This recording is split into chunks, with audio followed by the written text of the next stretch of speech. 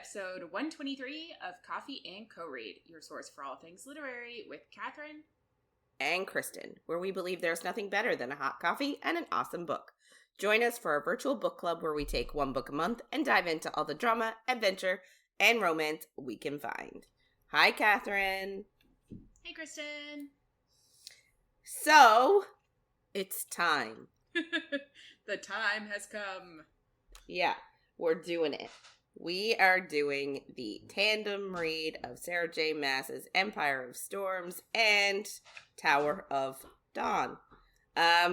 So, like always, when we start a new book, our first week is usually just dedicated to us talking about it. Mm-hmm. So I guess, why haven't you and me, it's more of a question for both of us that I'm asking, why haven't we done the tandem read before? I reread this series a lot. The first time it came out, we were reading it, and the books were still coming out. So we finished Empire of Storms, then we read Tower of Dawn when it came out, and then we read Kingdom of Ash when it came out. So obviously we weren't going to do it then. Now in my rereads, I know the gist of Tower of Dawn, so I just skip it.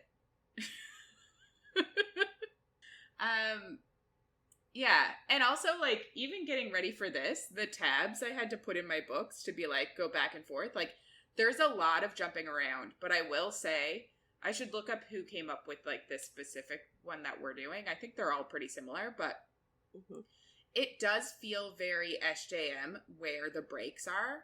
Like, yes. I'm really, very much like switching POVs. Yeah, I am enjoying it. Like, we've only done 1 week.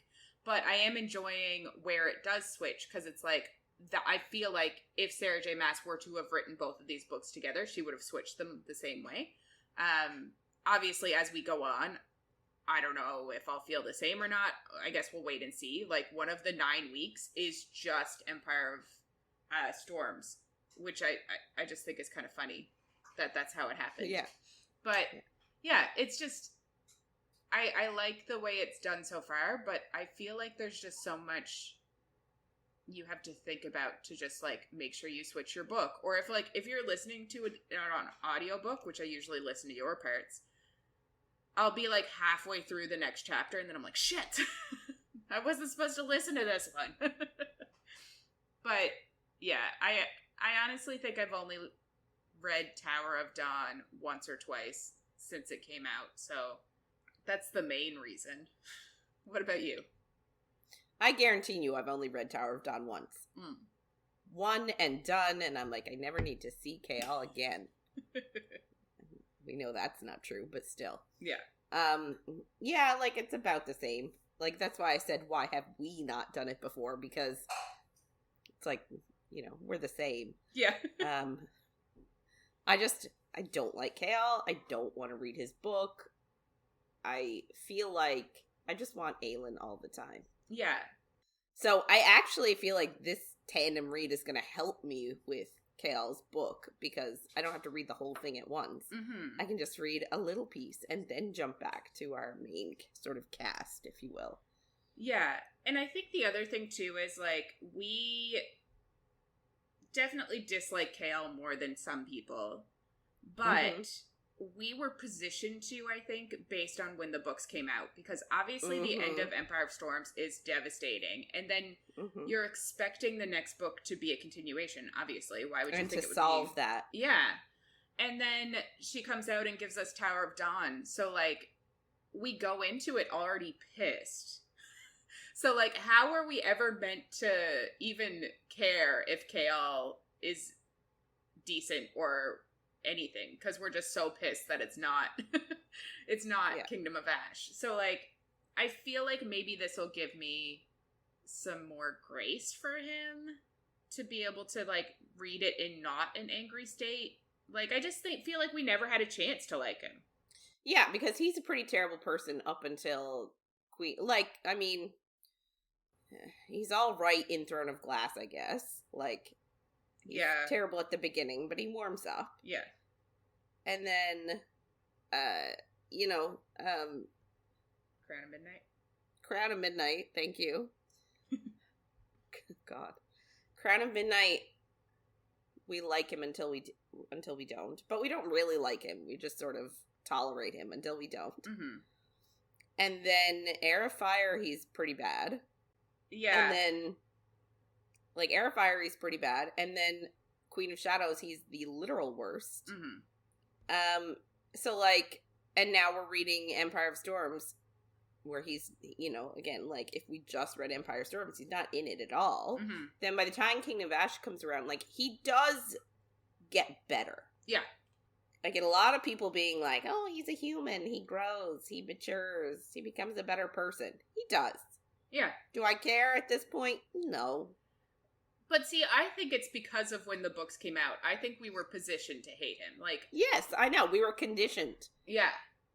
So... But just think about it, because in Queen of Shadows, he was literally his actual worst. Yeah. And then it was like, here's a book all about him, and left us on the huge cliffhanger, and was like, here's a book all about this shitty person. It's just funny, because, like, I read Empire of Storms the first time, and I didn't even miss him. Mm-mm. Nope.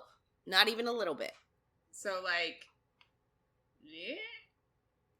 I didn't even notice he wasn't in it. And then they were like, here's a full book about him. And I was like, why though? It's like, why is that necessary? Yeah. Anyway. Yeah. These are reasons why we have not done the tandem read so far. Yes. Because we just avoid Chaol's book at all times. I'm hoping, though, that this will make me like it a bit better. And, like, that's not to say that I didn't like the book when I read it. Because I did. Mm-hmm.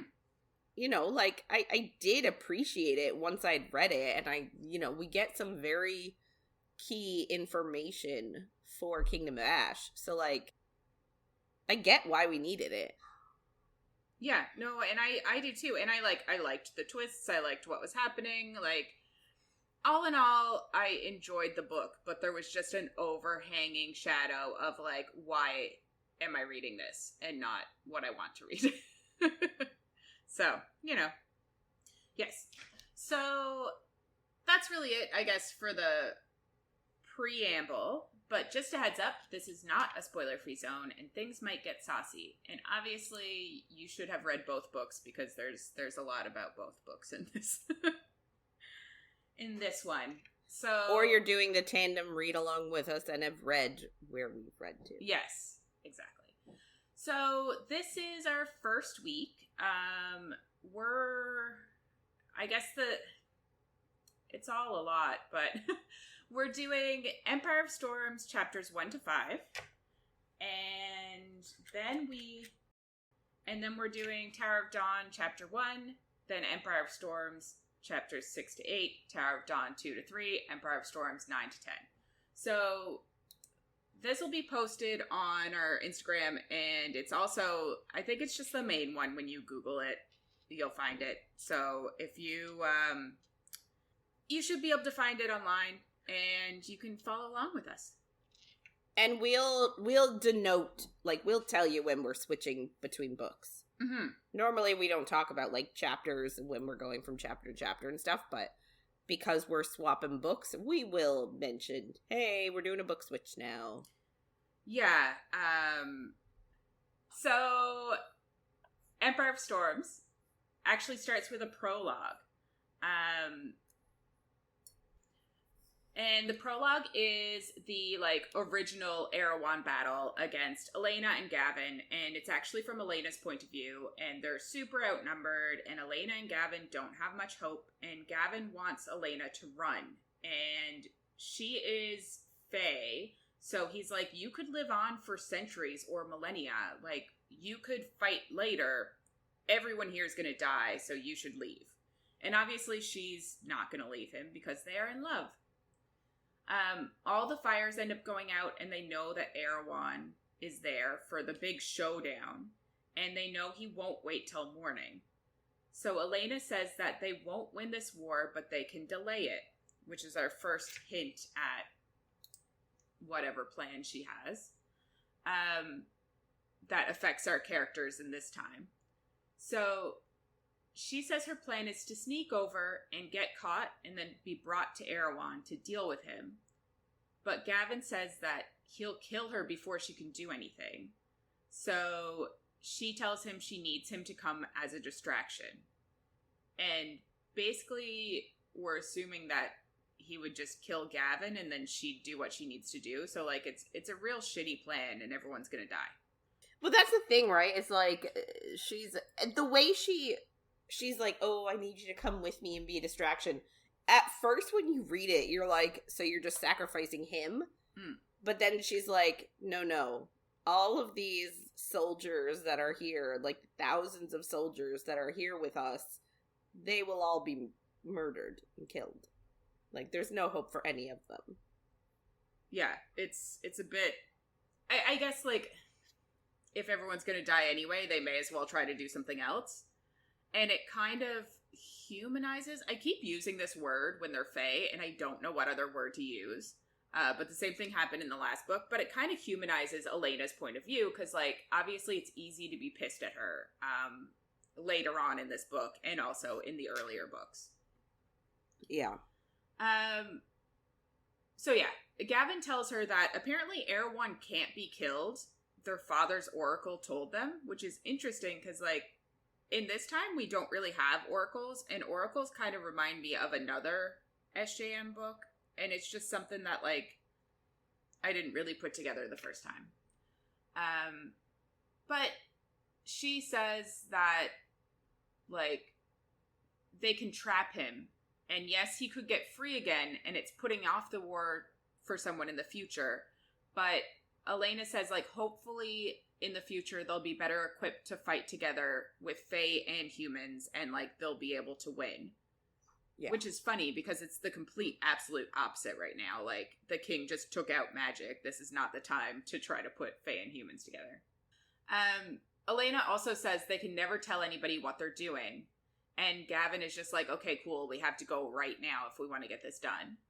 Elena looks up at the Lord of the North constellation and prays that whoever ends up with this burden will forgive her for what she's about to do. And you're like, damn. What does that mean? Yeah, like, what is she doing? I'm so confused.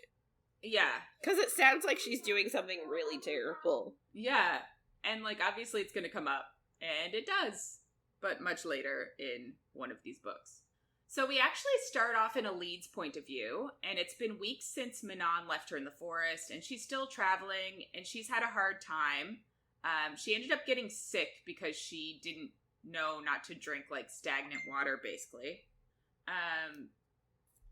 Yeah, so she ended up getting sick, and she actually wonders if she would have died if she didn't have the stone in her pocket, because she heard it, like, whispering to her, and she wonders if it's actually a curse or a gift, and if this Selena person will know what to do with it. So obviously in the last book, Kaltain gave her the stone, which is actually a word key, and told her that she needed to give it to Selena Sardathian.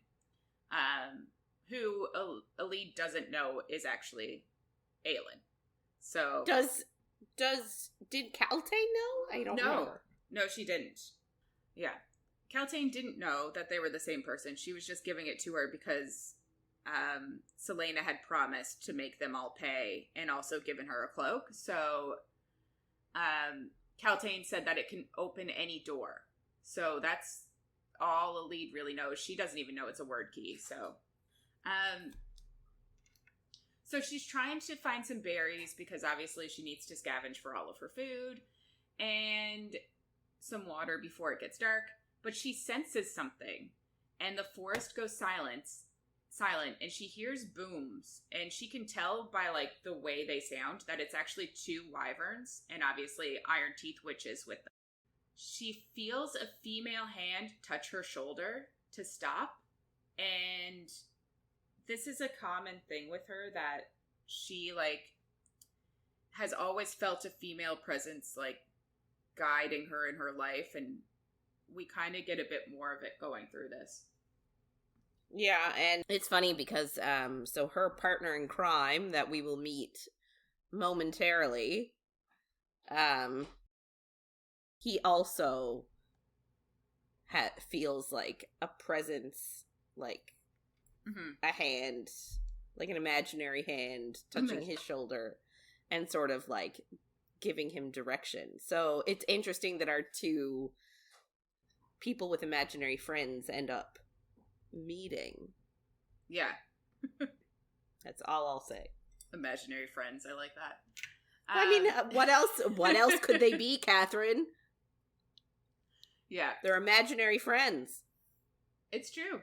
So, we actually pop over to Lorcan's point of view, and he's running from the wyverns that we heard in Elide's point of view. He actually snuck into a camp and killed 3 Iron Teeth witches, and then stole the 4th to torture, and it took 2 hours. But... Which is nothing. Especially for an Iron Teeth. Yeah, that's what I mean. It is nothing. I don't understand how an iron tooth? Iron tooth? An iron... It just feels weird calling it one Iron Teeth witch. Yes, I know. I feel like I should say an Iron Tooth witch.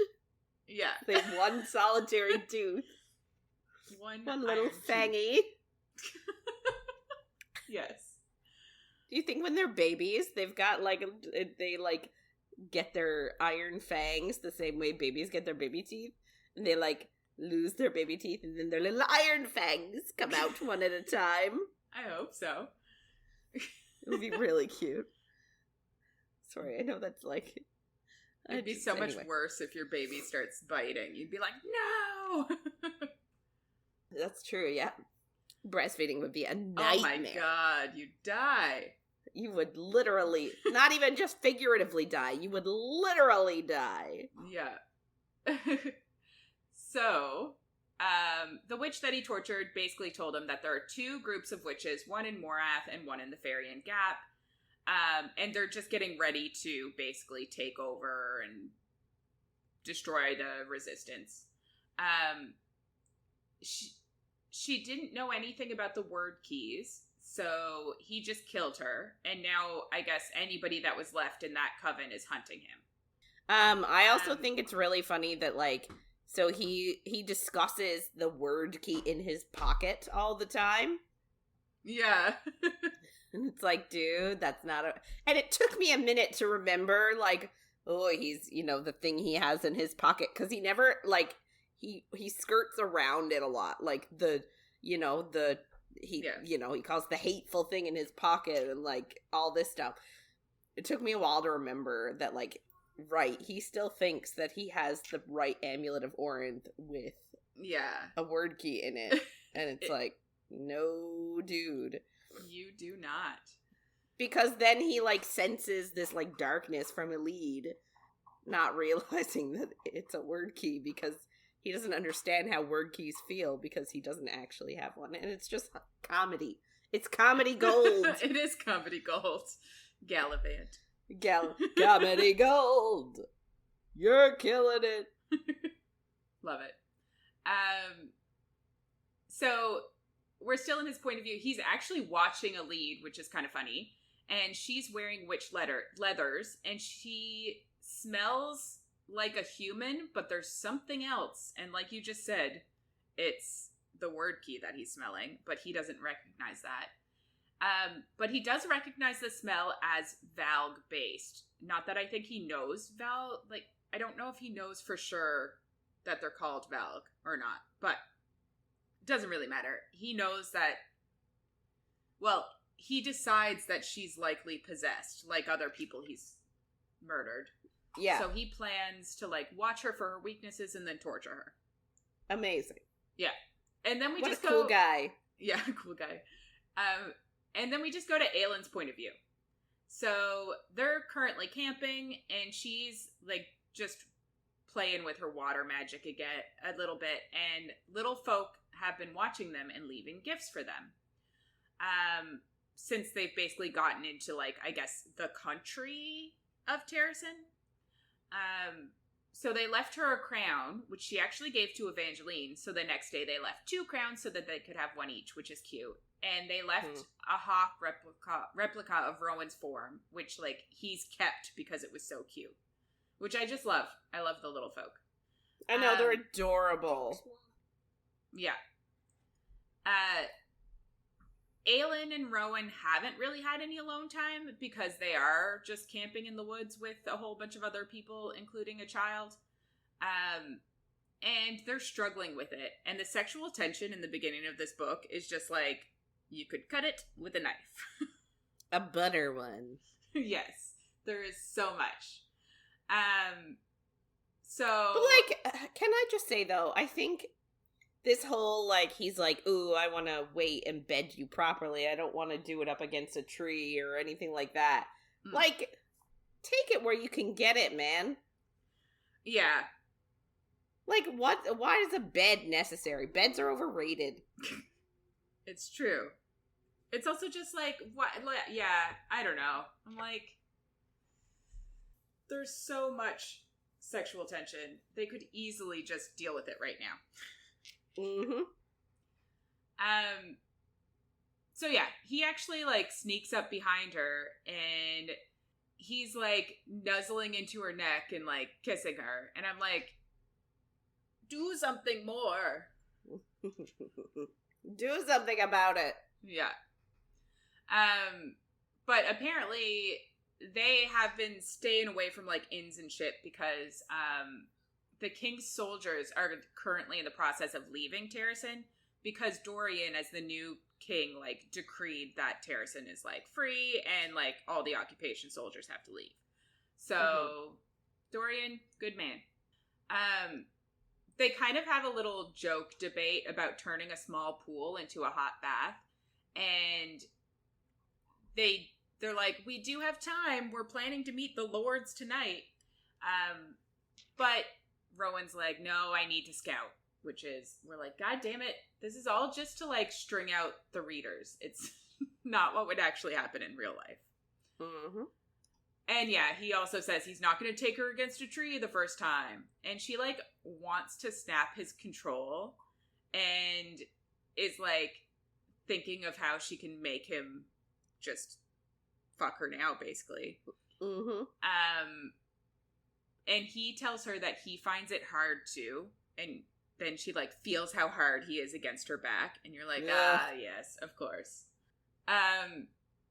We also get, like, a small tidbit, which is kind of funny since you just brought up the amulet of Orinth. She actually started wearing it recently because one day Evangeline just came out of, like, having a bath and was wearing it because she found it in their stuff. So right. Now Aelin has to wear it because obviously she doesn't want anybody to see it. And also, like, it kind of reminds me of the locket in Harry Potter of, like, yeah, it, like, affects your mood and shit. So, like, I wonder what that would do to a child. Yeah. So, she asks Rowan then if she should have waited until she was in Orinth for, like, this meeting with the lords, but he says she'll have many things to decide, and it's better to have established allies to go into Orinth with. Like, she should meet with these lords, they have her back kind of thing. It'll help her out so that she's not going into the unknown. Which is funny, because obviously that's not what happens. Mm-hmm. And to be fair, this meeting infuriates me.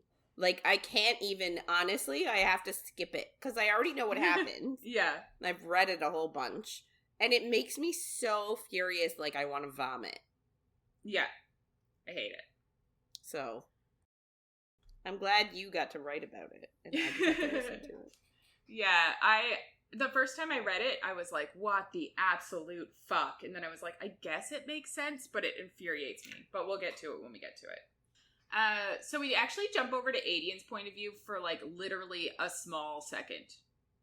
And the only thing that's really important out of what he says is that, like, he didn't tell the lords who was with them or, like, how many of them there was, just in case. So these are lords that he trusts, but he's still kind of like, I don't want to give too much away. So, like, that's important. Yeah. Like, these are the lords that have, like, essentially ran Terrassen since it was taken over. Doesn't Adian, like, think about, what is this now or later? Like, one of the lords, the main one, was Aelin's uncle, like the king. Mm. It was his, like, lover or something. Yeah, that's a bit later when he's actually talking to Aelin. But, like, this point of view was literally for a small second, and I was like, shit, are we jumping around this much in this book? Because this is, like, too much jumping around. Yeah. But yeah, so we go back to Aelin's point of view, and she's worried about Erewhon. Like, he hasn't made a move, but Rowan's kind of trying to, like, comfort her and says, like, the blast in Morath slowed him down, but she doesn't trust it. Like, they don't know who set it off, so, like, yeah, she doesn't believe that it's, like, somebody helping them kind of thing. Yeah, which is, smart. Yeah. Oh, 100%. Like, so Aelin had just said, like, she doesn't trust it. And Rowan's like, you don't trust anything. And she's like, I trust you. And it's like, oh. Cute. Mm-hmm.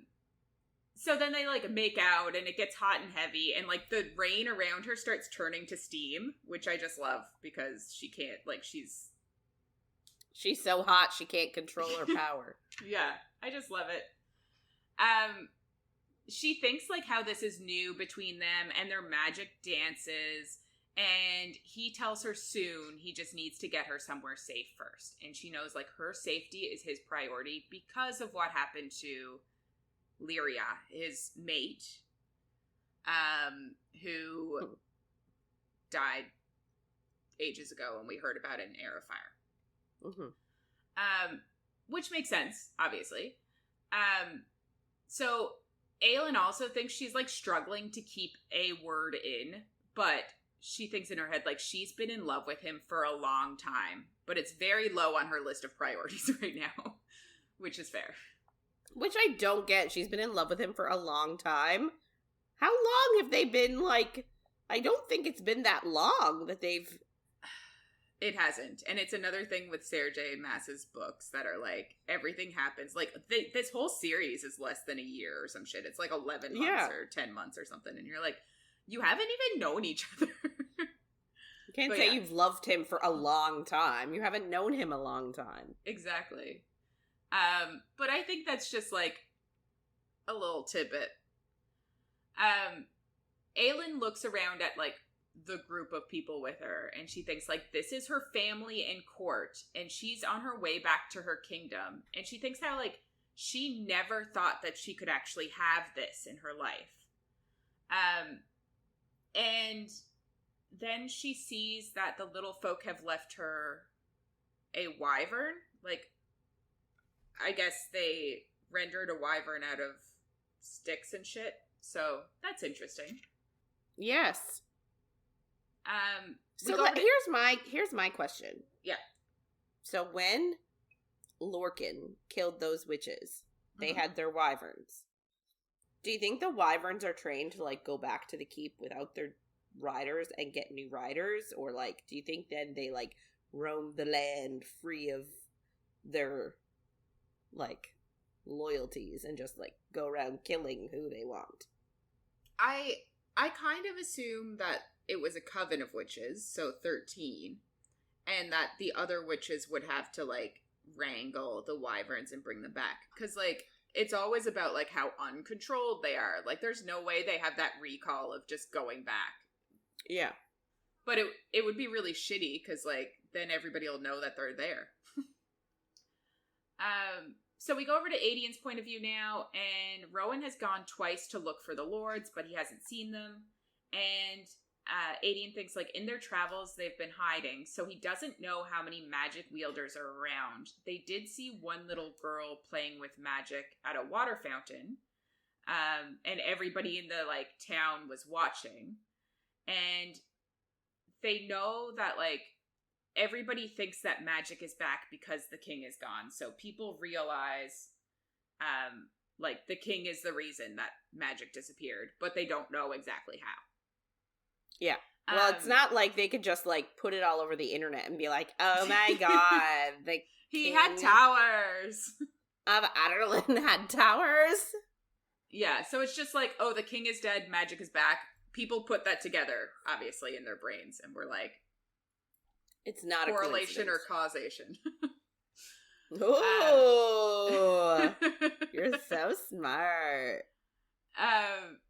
So obviously Adian's kind of thinking of magic now, and he thinks the one kind of magic that's always been feared and used by courts as spies and assassins is, and then he looks over at Lysandra.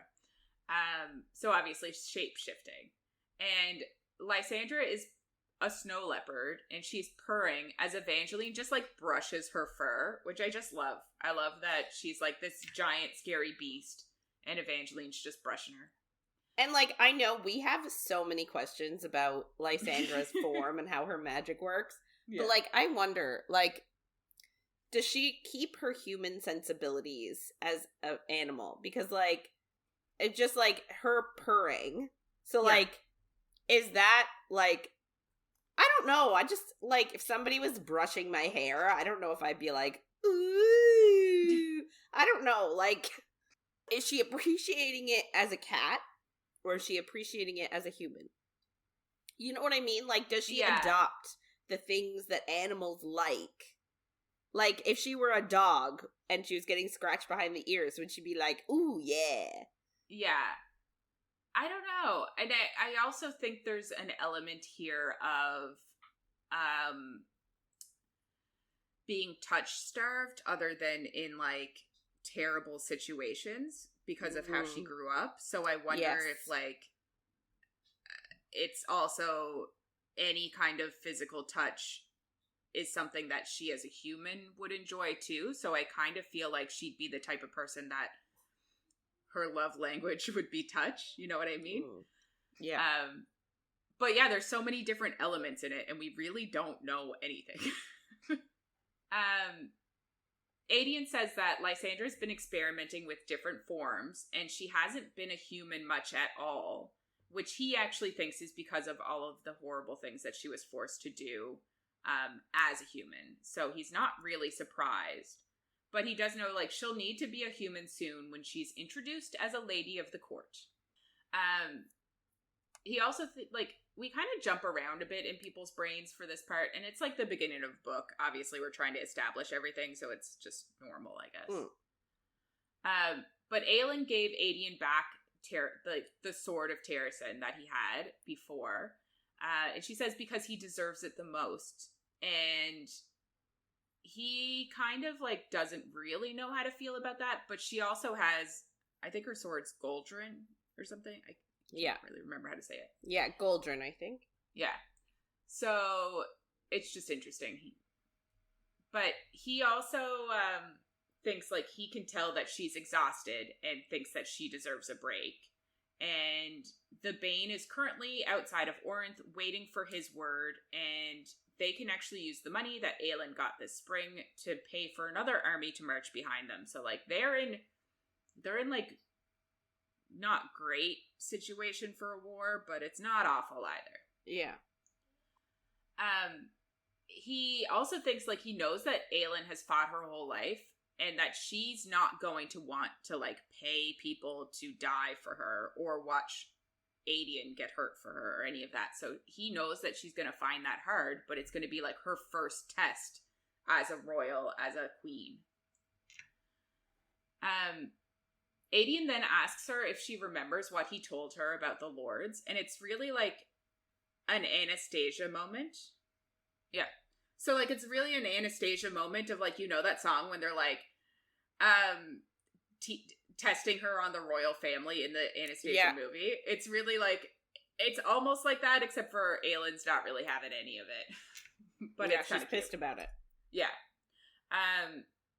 And she kind of, like, pokes him, and it's right in his new tattoo, where Rowan tattooed all of their names on his side in, like, a complex Terrassen knot, which is fun. Like, how does one country have all this, like, they have their own knot, they have their own constellation, they just have their own everything. We don't have a knot. There's no Canadian knot. No. I don't think so. You could probably Google it. There would be something. Oh my god. Yeah. So we get a bit about the lords then now. Obviously, Murtaugh we met in previous books, and he is the grandfather to Ren, who we also met in previous books, and Murtagh actually wants to step down. I stand corrected. Is there a Canadian knot? There's a Canadian jam knot. Of course there is. Frig. Fine. Funny. Yeah, so Murtagh wants Ren to be the Lord now so that he can just retire and be done, because he's getting old. Mm-hmm. Darrow is the wealthiest landowner of Terrassen, basically. And he also, like you said, was the king's lover.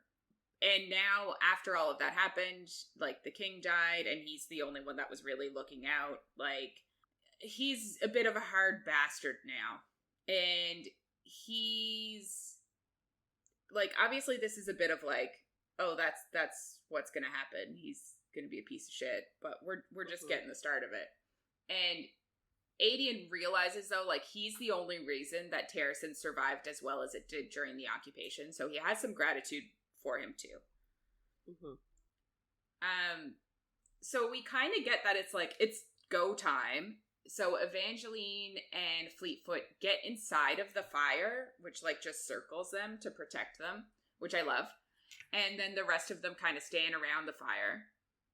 And we get one tiny morsel that apparently Rowan has been teaching them all the old ways lately and how they'll act in their court. So it's just an interesting tidbit, which kind of came up in past books. That Rowan is deciding how they're going to act in court. Yeah. And then Rowan shows up with his knife to a messenger's throat. And we're like, what the fuck? That's not the Lord's. We go to Aelin's point of view now, and the messenger says that the Lords are at a tavern like 4 miles away, and Murtagh couldn't travel because he's old, and Ren didn't want him out in the rain. So if they want to meet with the Lords, they need to walk to this tavern, basically. Mm-hmm. Aelin says that they're going to have to scout the tavern first, which is obviously expected.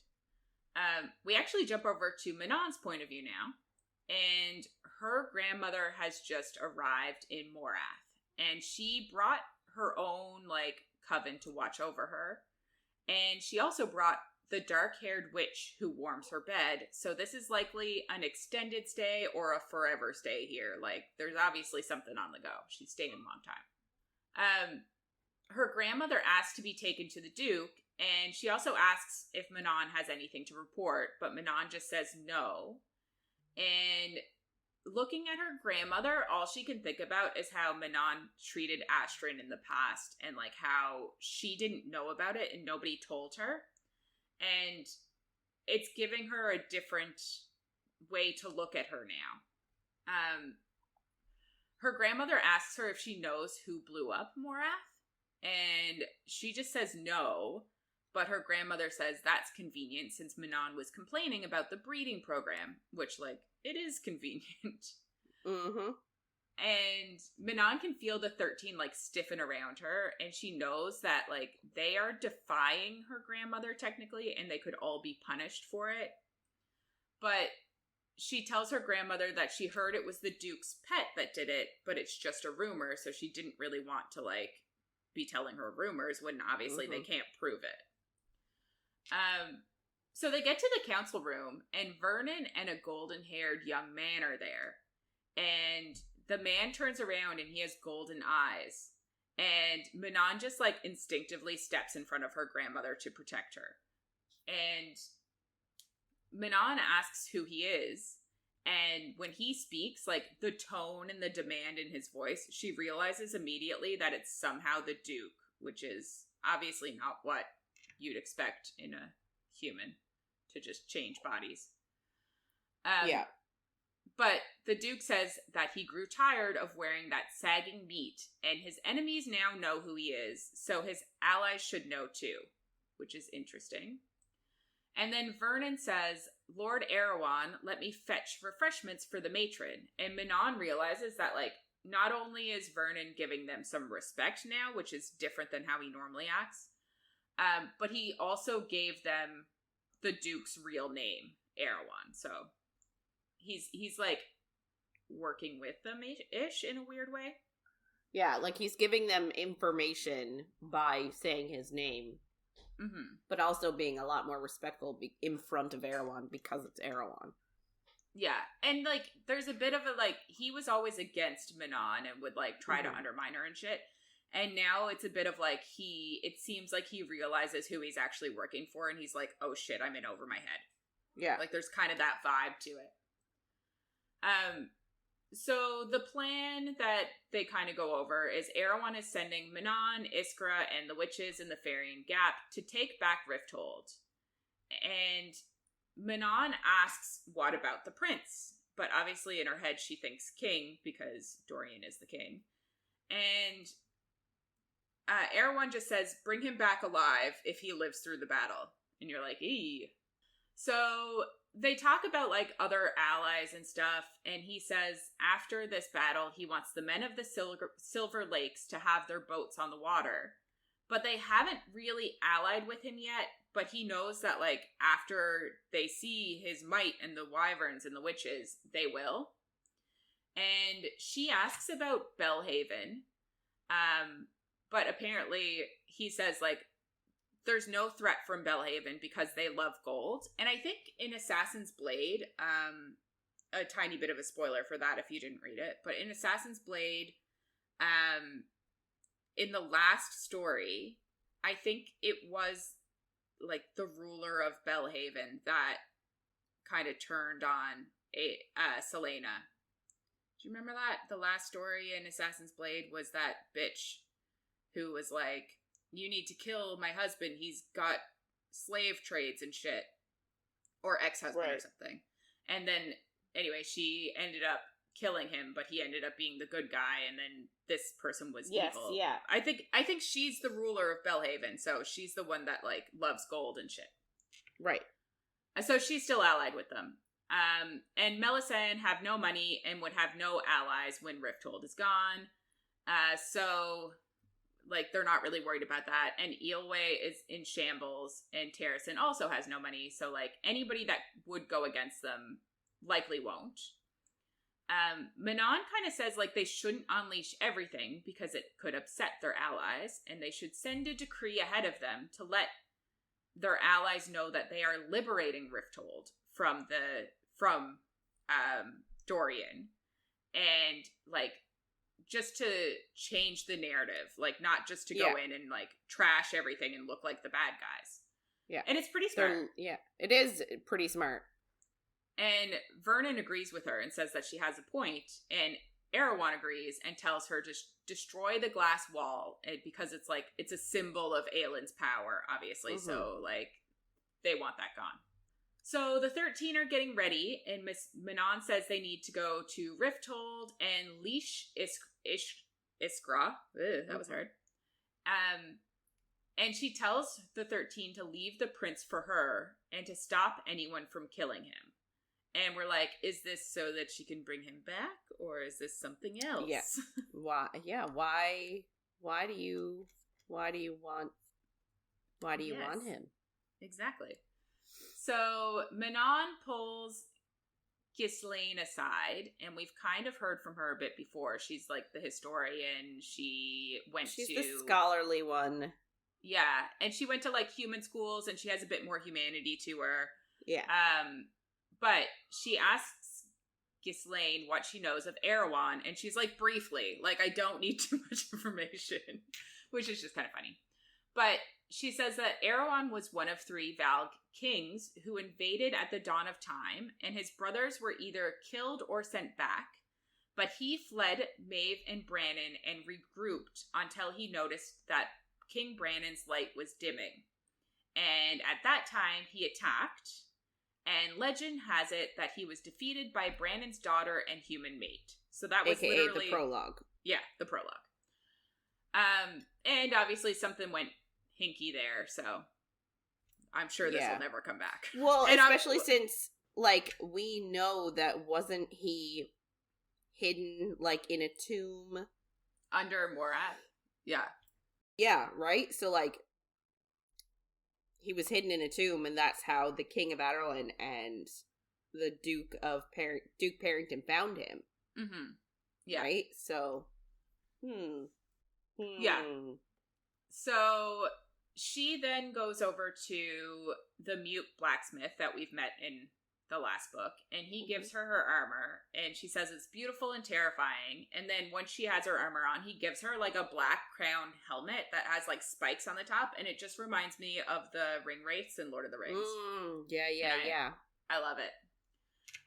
And she actually says thank you to him, which is not something that a witch would say to a human. So it's just like meaningful. Yeah. But like, she's impressed with the armor. Yeah. And I love that she's like being grateful. I love it. So we actually go over to Aelin's point of view again now, and she's annoyed that they have to walk to this tavern, and she wonders if this is a test for them. Lysandra is actually in her human form, and true to her words, her boobs are much smaller than they used to be, which is just funny. Aelin looks at Adian, and she knows that Terrassen survived because of him and the lords that they're about to meet. Like, she is aware of this, and she's trying to keep this in mind as she goes through with this. And, like, they have soldiers and money that would really help her, so she's really trying to keep all this in mind. But she also thinks, like, she is not going to be anything she's not. She refuses to, like, put she's on not an gonna act cower. Yeah, or pretend that, like, she didn't spend years as an assassin. Like, she is what she is, and she's kind of accepted that about herself in her whole Heir of Fire time. So, like, she's not gonna, like, pretend she isn't what she is. Which I love. I love that, you know, she's accepted herself. So they go in to meet the lords, and Adian kind of tries to be lighthearted, but obviously it's not going to work. Aelin immediately recognizes Ren and Murtaugh from, was that Crown of Midnight, when she, like, murdered everybody, and Murtaugh is the man that stopped her from killing everybody else. Darrow inclines his head to her, and she just says, lower. And I'm like, this is a bad start. Like, Yeah. we're already... And I know there was no other way that it could go, but I'm like, she's already being antagonistic. I'm like, this is terrible. We're fucked. Like, I guess at the same time, like, she has had in her head this entire time that she is a royal person. Mm-hmm. Right? So, like, she sort of...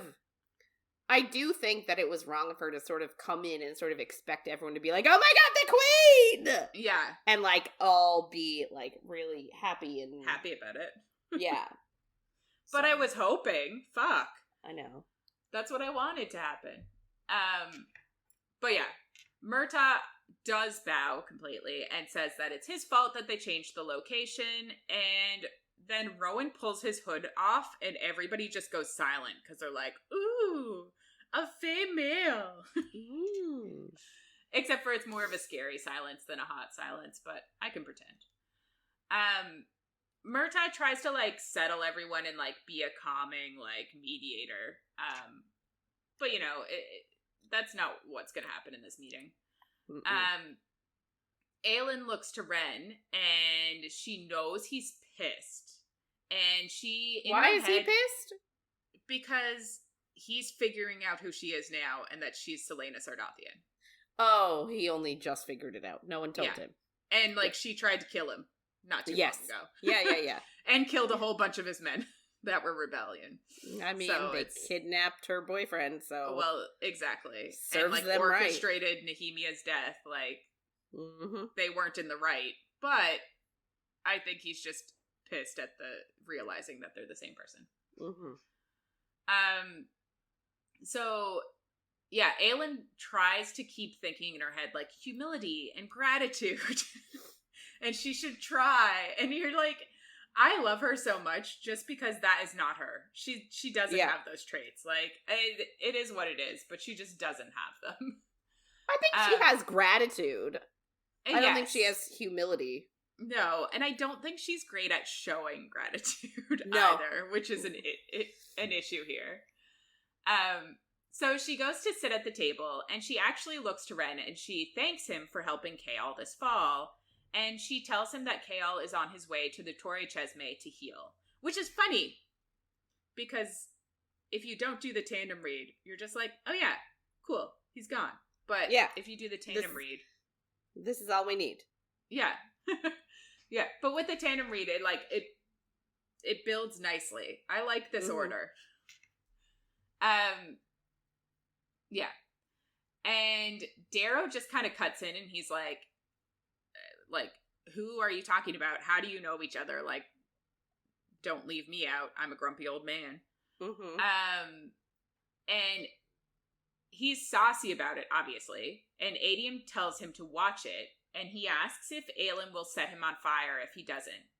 And Lysandra just kind of cuts in and asks for water to, like, diffuse the situation. And everybody's just trying to diffuse the situation. But Darrow and Aelin are not having it. Adian actually introduces her as the Lady of Caraver. And Darrow says there's no such land, but Aelin says there is now. And that, like, they bought the land off of Ren's family, and then Lysandra has named it Caraver. And Darrow asks about her bloodline and, like, sneers at her tattoo, because obviously she has a tattoo from the menagerie. It's like, it's stamped off now, but, like, you're still gonna have it. Yeah. It's like, it's like crossed off or, like, marked through or something like that. Yeah. So, like, clearly he's elitist and shit, which, like, you're not surprised by. He's a lord. So Rowan kind of, like, sniffs the water to make sure it's safe, and then he, like, serves everyone with his, like, wind magic, and, like, Evangeline finds it super cute. And this whole time, Evangeline is just, like, standing by the window, keeping an eye out, but, like, just pretending to be a pretty little girl. So, like, I love it. I love Evangeline, too. But yeah, so Rowan just passed all the waters out, and Darrow says he's good for something other than brute violence. And you're like, why are you choosing violence with your words?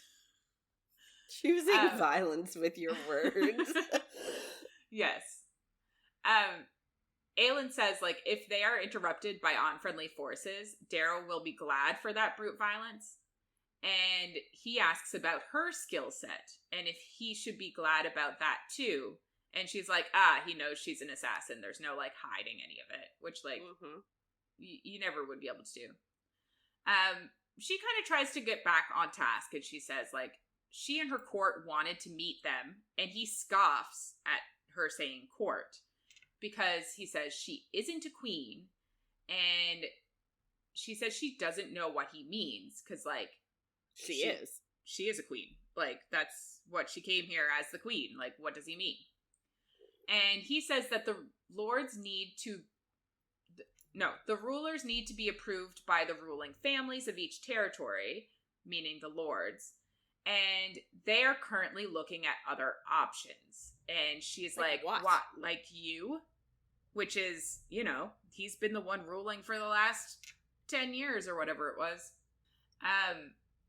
Myrta tries to say that they need to discuss rebuilding and, like, helping Aelin, because that's what they decided they were going to do, but nobody really listens to him. And Aelin says she knows her past is problematic, but Darrow cuts in and says everything about her is problematic. And you're like, eee. And then he says, like, there's a common whore being passed as a lady, and Maeve's minion is by her side. And you're like, damn, this is not great. So, like, he really started this. Oh, 100%.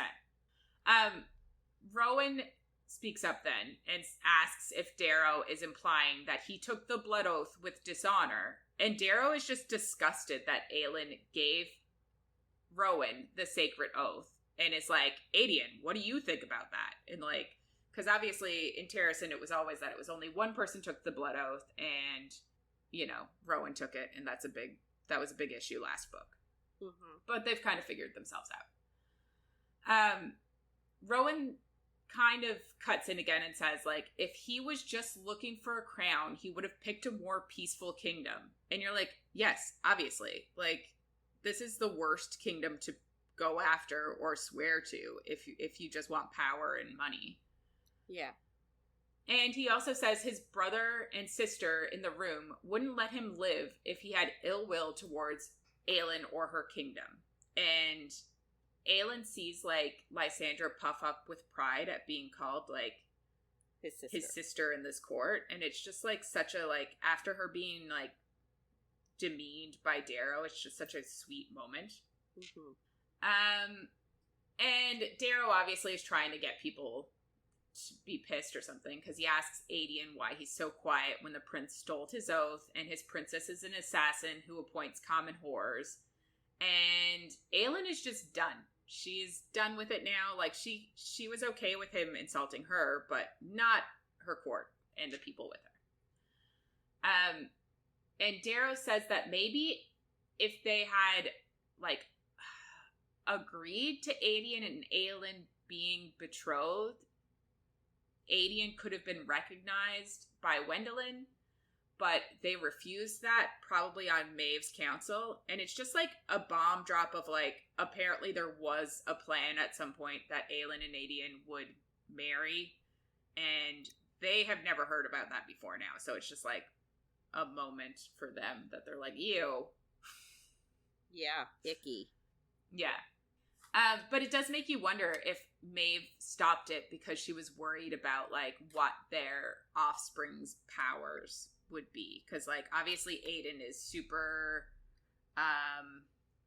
powerful in his own right as, like, a demi-fae. And Aelin has the fire magic and shit. So she probably stopped it because she was worried that they would have powerful kiddos. So Darrow asks then, like, he's kind of on a roll. He asks what her people will think of her being an assassin while they suffered. And he also says, but Aiden is good at whoring himself out too. And he just wants to anger everybody. 100%. Like, and also anger the reader. It's another moment of, like, hate this guy. Yeah.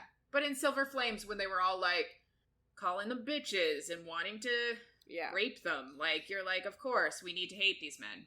Yeah. Yeah. And Aelin loses it, and she throws a dagger that lands between Darrow's fingers and snarls at him, which I love. And Lysandra becomes a snow leopard. And I'm like, perfect. Love it. Great. Mm-hmm. And she tells Darrow that he can insult her, but if he insults her own again, she won't miss next time. And you're like, good, I love it. And he says she has her father's temper, and he won't let her ruin what he's built here. And what will her people think of her working for their enemy, the king, and sleeping with his son, and now sleeping with Maeve's warrior? And he even says, like, Aiden, even though he was whoring himself around, helped Terrassen, and so did Ren. Like, she didn't really do anything to help Terrassen in all of these years. But I'm sorry. What was she supposed to do as, like, a 10, 11, 12-year-old child? I would love to be able to ask him that question. Yeah. I don't know. I can understand some of where he's coming from, and I think that if he was speaking like a reasonable person, it would have been, like, fine. But it's another moment of, like, you need the readers to hate him, or we're not going to be as much on Aelin's side. But yeah. Anyway, he's being an asshole. Yes. So Darrow says that he can find a place for Aiden and the Bane in Terrassen, but not for Aelin. He does not recognize her as a queen or ruler, and neither do Lords Sloane, Ironwood, or Gunnar. And even if they get the Alsbrooks, which is obviously Ren and Murtaugh, to vote for them, Aiden has no land, so he is not really recognized as a lord, and Lysandra is not recognized as a lady because he doesn't recognize Carabear. Yeah. And Darrow says if she tries to take the throne, it will be considered an act of war. She's a princess, not a queen. And then we kind of do a tiny time jump, and Aelin is, like, looking at a sheet of paper where the lords have decreed that she is not queen. They're not backing her, basically. And she asks if this is really what they're focusing on when doom gathers for them. And it's kind of true. Like, is this really our what we're gonna he got all of them together to be like, oh, we don't recognize her, when, like, they have Erewhon marching, coming to fight them. Exactly. Aiden also says the Bane will only follow Aelin, which you're like, Aelin, just stop. I get it, but Darrow says the Bane is, like, they're the lords to command, and Aelin says they're fighting against the Valg and a Valg king, and Aelin may be the only one that can save them. And Darrow just says, like, war is a game of numbers, not magic. Magic has failed them before. Obviously, magic disappeared, and everything went to hell. So, like, I can see where he's coming from. It's also funny because he's very much of a similar mindset as Chaol. I don't think he's as afraid of magic, but, like, it's just another side of the, like, magic can't do everything for us coin. Aelin says that they need allies, but Darrow says the only way they can get allies now is if Aelin marries to get them. And obviously we're still in Aelin's point of view, so she actually feels sick at that thought, and she thinks, like, she's gonna have to give up everything, including her dreams too. So, like, it's just sad. Darrow then tells her to find him allies, and they will reassess her future in Terrassen. And obviously that's not what she wanted to hear, but Aelin then puts out every fire and light that's in the room, and she tells him to get used to darkness, because if they lose, it'll be like this forever. And Darrow lights a match and says men can make their own light. And you're like, I feel like this, I don't know, this metaphor, sure, fine. But, like, she's not wrong. You're all fucked.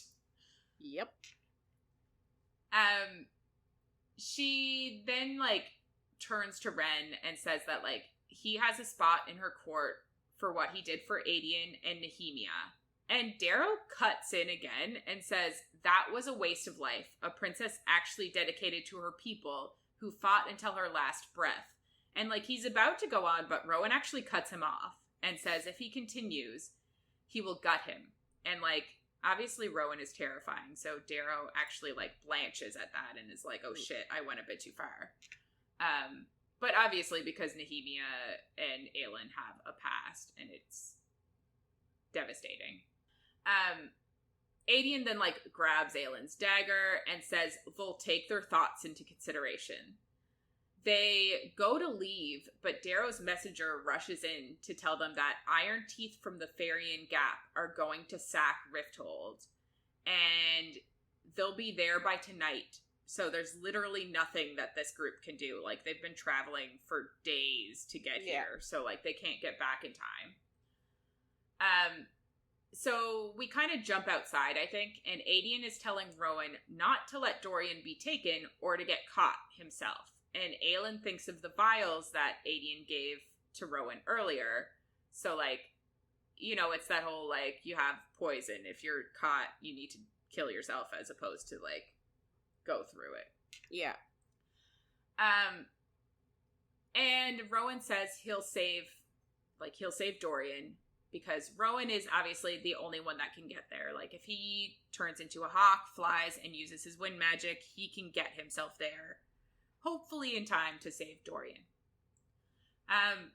Rowan asks where to meet them after, and Aelin says north, thinking, like, come back to Orinth, but Aelin says no. She knows, like, she needs to find allies, and that she can't really go back, so she's trying to decide what to do. So she tells Aelin to, like, get Ren to get the Bane ready, and she tells Rowan to get a boat and actually go to Skull's Bay with Dorian, which is funny if you've read Assassin's Blade. And Aelin asks Aelin to get Ren or Murtaugh to write a letter of recommendation to Rolf, because, like, in her past life, she's on bad terms with him, so she needs a letter of recommendation, which is just kind of funny. Aelin obviously doesn't want to let Rowan go, but she needs to, and he promises her that they'll have their night. And you're like, again, we're delaying everything because of this. Everything is always happening to delay them having sex, and I'm like, Yeah. And they kiss, and a word that she denies flickers in her head. And you're like, what word? It's not love, because she said that love before. She knows she loves him, so it's not that she denies love. It's a different word, and I'm sure it will never come up again. And then Rowan leaves.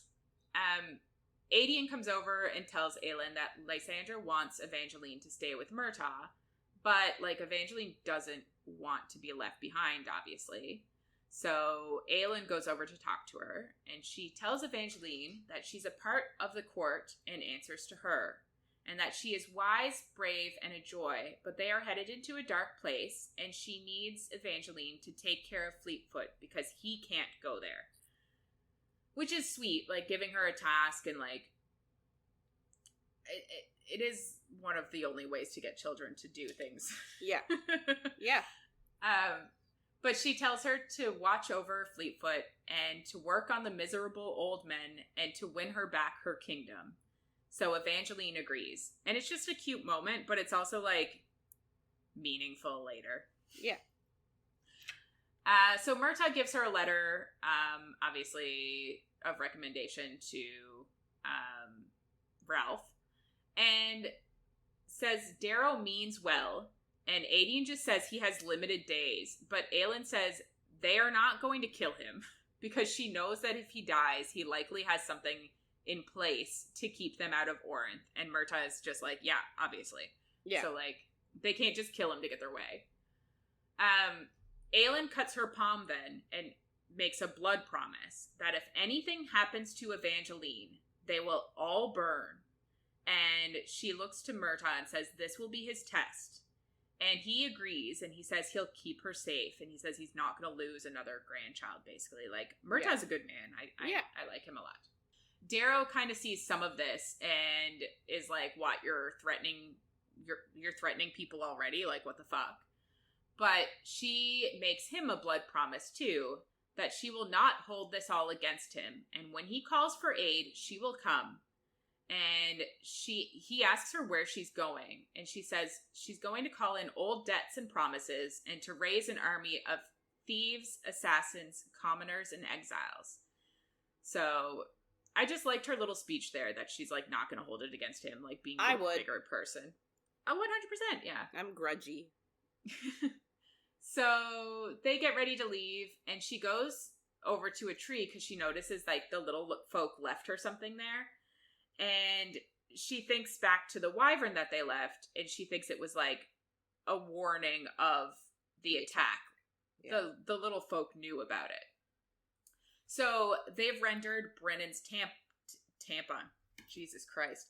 Brennan's temple on the coast. So she knows, like, it's probably in her best interest to go there if the little folk are staring her there.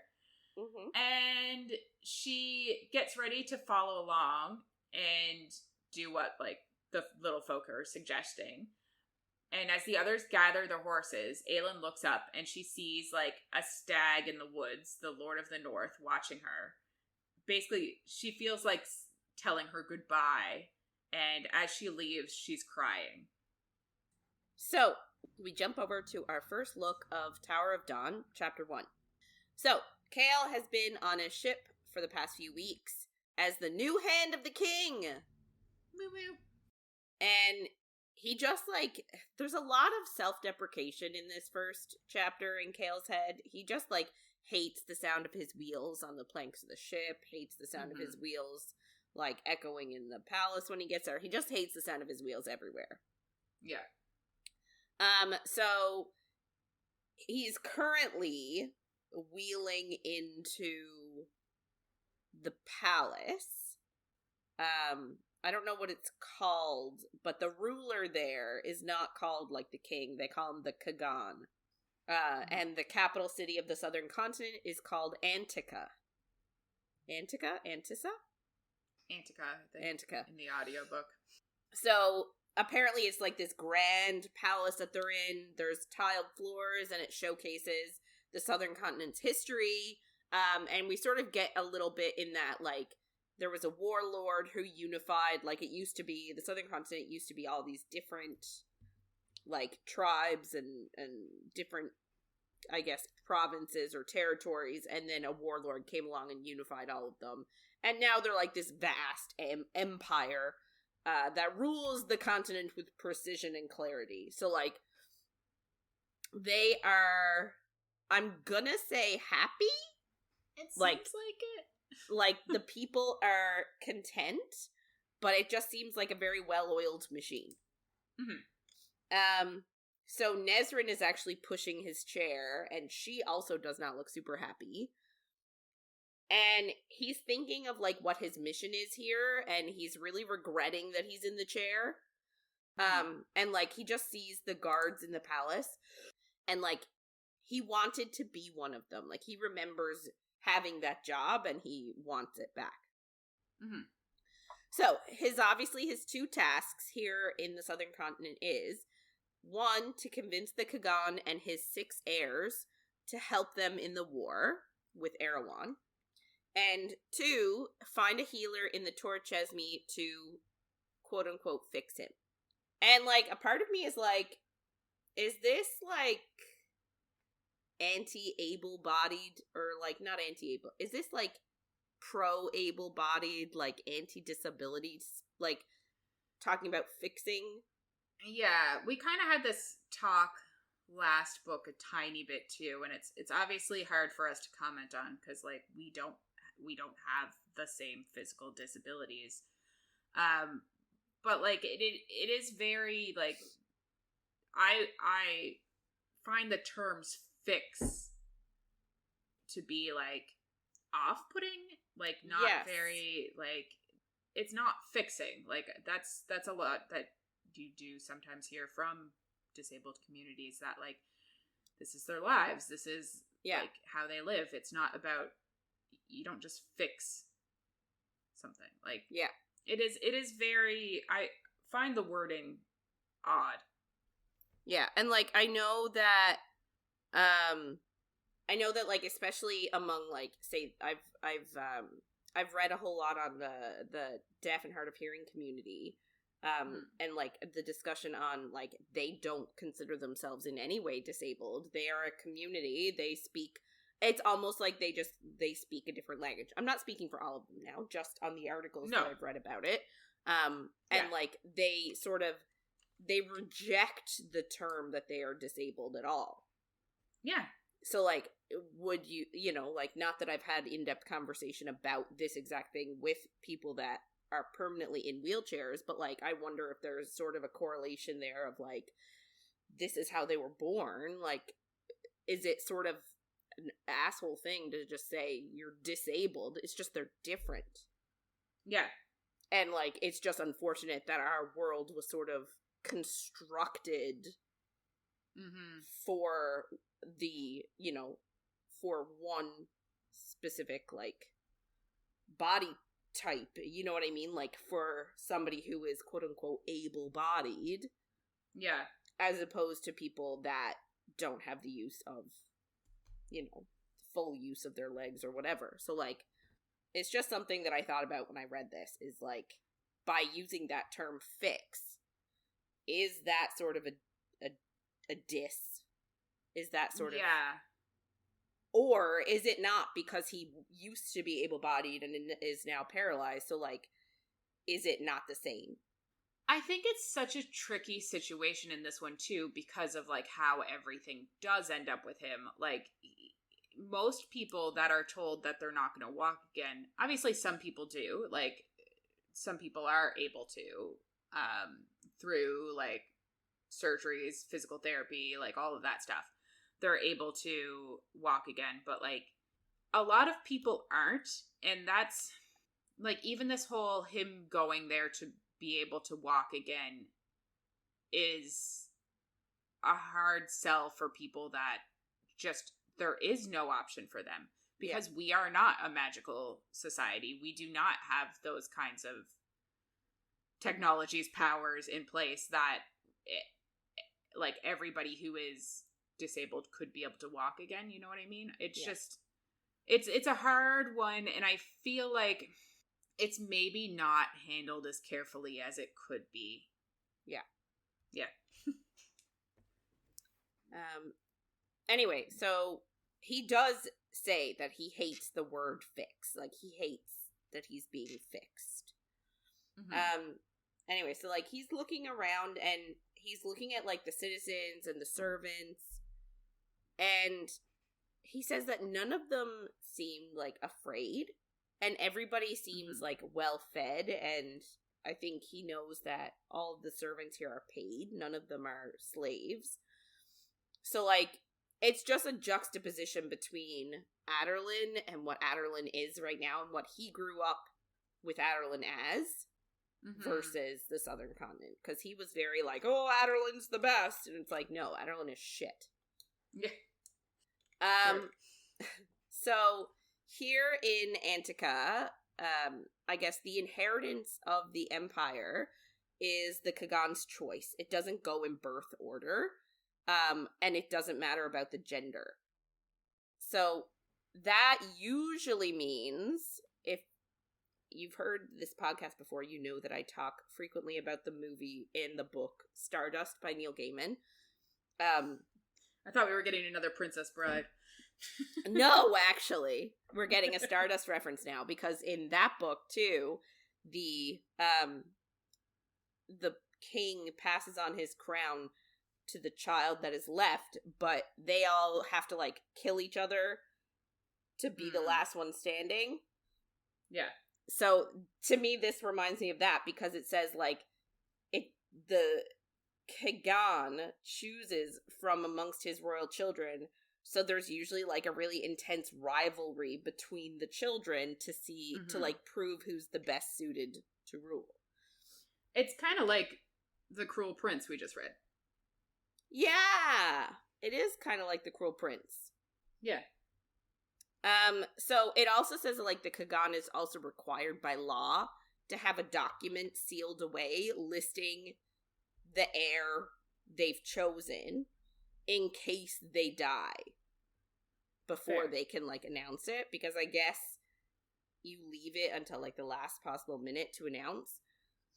I guess you could change your mind anytime. Well, yes, so that's what it says. It says, like, you can change out the scroll at any time, but, like, he's the only one that knows. Well, not the only one that knows, because if he was the only one that knew where it was, then it wouldn't matter. But I guess, like, none of the kids know where it is, and very few people know the location of this scroll. But it just is a way to, like, ensure that the Empire doesn't fall to, like, civil war and betrayal. So, like, if the king dies without, or the Kagan dies without naming his heir, there's reassurance that the heir has been named, so that the kids can't then, like, fight for command. So they roll on into the royal hall, and they see 5 siblings standing in front of their father to protect him. And that's sort of another, like, this is us proving that we should be the rulers because we'll protect you. We'll sacrifice ourselves for you. Yeah. And it's like a prince or princess's first duty is to protect their Kagan. They also notice, I didn't note this, but it becomes important later, so I'm saying it now. As they're wheeling on in, they sort of notice that, like, there's drapey fabric everywhere, and it's, like, white drapey fabric blowing in the wind. And it's sort of, they can tell that, like, the city is in mourning. And, like, it's obviously somebody important. Well, if it's in the palace. So they're like, oh, somebody died. I feel like they could have done this all better. Yeah. So, like, Chaol obviously feels really self-conscious, like, wheeling in with his squeaky wheelchair. Like, it's just spent 3 weeks at sea, so, like, the salty air got to it. Like, you know, it's just not functioning at its best. And it's, like, super quiet, and they're just like, squeak, squeak, squeak, wheeling on in. And he thinks about his name at this point. He's Lord Chaol Westfall, and he hates the Lord more than anything else. Like, more than his wheelchair, and he feels like a lord of nothing. He feels like a lord of liars, he says. Which I don't. Why do you think he feels like a lord of liars? What's he lying about? I don't know either. He just really hates himself in this book, and I think that's kind of, like, where people are like, oh, we should forgive him because he hates himself. And, like, I get it, and he does grow from there, but it's like, ugh. So, we leave Chaol in the Southern Continent, and we go back to Empire of Storms for the next 3 chapters. So, chapter 6, to 8. So we go immediately to Dorian's point of view. He is alone in his castle. Even though he has a mother and a brother, he hasn't sent for them. He's left them in the mountains where their like mountain home is. Keeps them a bit safer, I think. It's always comes back to that, like, they're all like, his brother's garbage, he's a piece of shit, can never be fixed, and we're like, he's a child, why can nobody teach him? Yeah. But nope. Keep him out of it. And I don't think we see him ever again. No, we don't see or hear from him ever again. But also, like, it makes me wonder, like, because this is something that Dorian thinks of now, is that, like, his father was, like, a demon, essentially, or, like, a Valg or he had Valg in him when he conceived. Mm-hmm. So, like, how much of Dorian and how much of little brother, his name begins with an H, but I don't remember it. Holland, right. Holland. Something Maybe like that. D. Holland, yeah, you're right. How much of that, like, has influenced their characters, their like, personalities. But, like, Dorian's not evil. Having Val, like, if he indeed, like, imparted Valg into his, like, creation. Mm-hmm. So, like, why would Holland? You know what I mean? I do. And it just confuses me that they're just like, write him off. Terrible person. Let's just kill him and get it over with. Yeah. Anyway, so, like, what he did say, like, he wanted to keep them safe, but also a key factor is he didn't want to explain who his father was and who destroyed the glass section of the castle and stuff, and, like, didn't want to have to go through that whole story. Yeah. And, like, then he starts thinking, like, he's very introspective. It's sort of our first look at him, this book. So they're giving us a lot of introspection on his past. Mm-hmm. He thinks of, like, what happened while he was wearing the collar. And he says that, like, even though he doesn't really remember it because he retreated so far into himself that, like, he doesn't exactly remember what happened, he does still have nightmares about it. Yeah. But he also knows that, like, that wasn't him and it wasn't his fault, which is insanely healthy. It is, yeah. But I still feel like it's probably still hard to reconcile your body acting without you. Yes, oh, absolutely.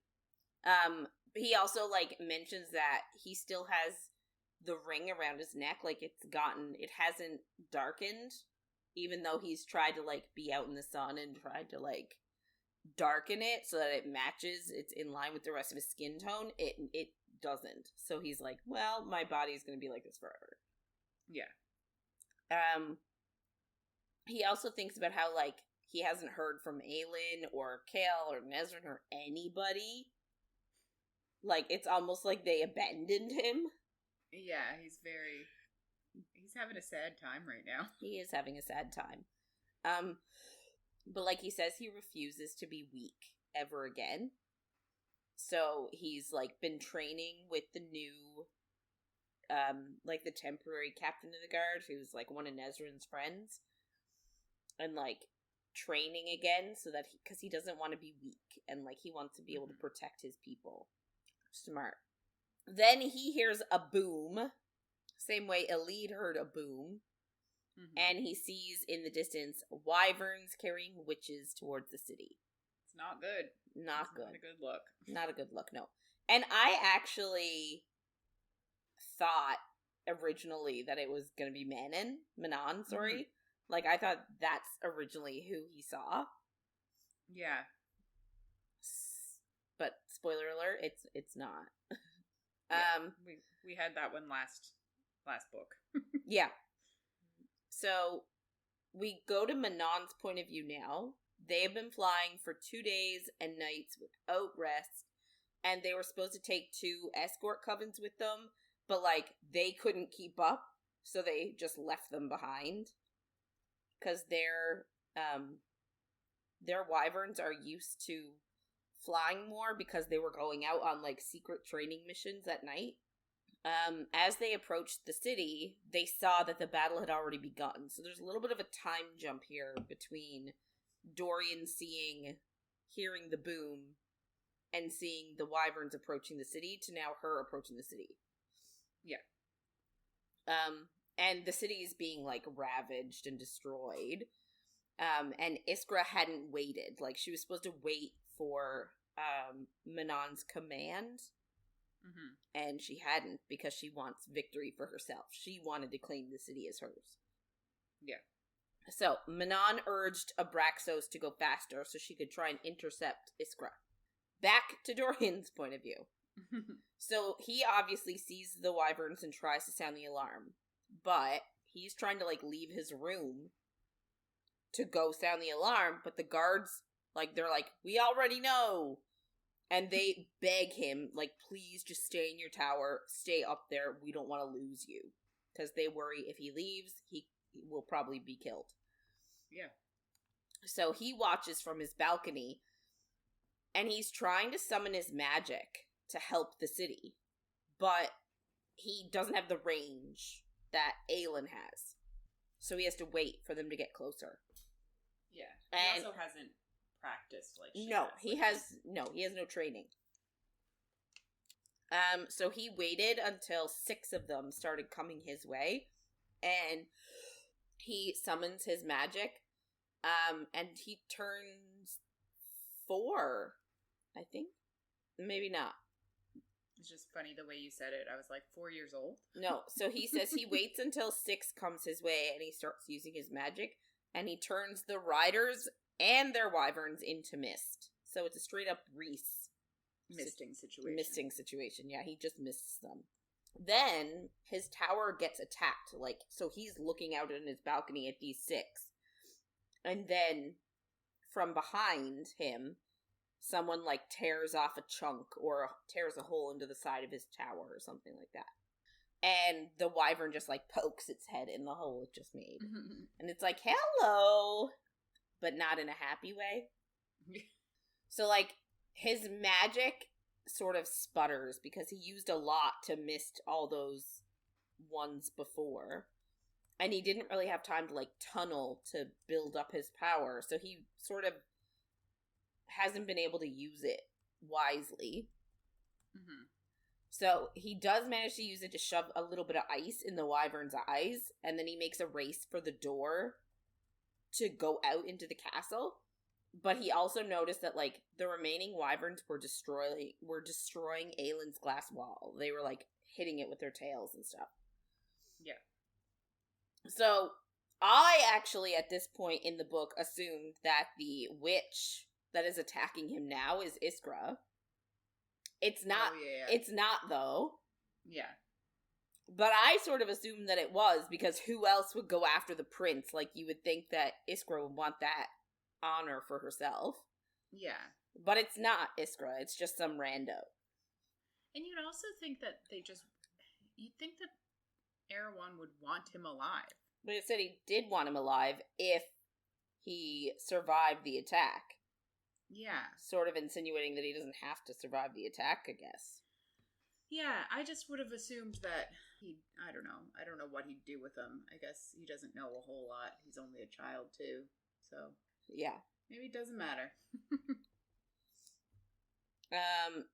So the witch has her wyvern attack Dorian, and he ends up getting hit with wyvern spikes, which we know are poisonous. So he falls, he's trying to crawl to the door, but, like, he's bleeding, and he's got poison in his system. His magic actually is healing him. Like, he just has blanket magic. He has raw magic, so it can sort of do whatever he needs it to. But because he used so much so fast earlier, his magic is healing him slower than I guess we would all like. So the witch hauls out her sword and is about to, like, dismount and come over to deal with Dorian when her head gets chopped off. And then a smaller wyvern pushes this other wyvern off the tower. I don't understand why it can't, like, pivot and flap to, like, save itself.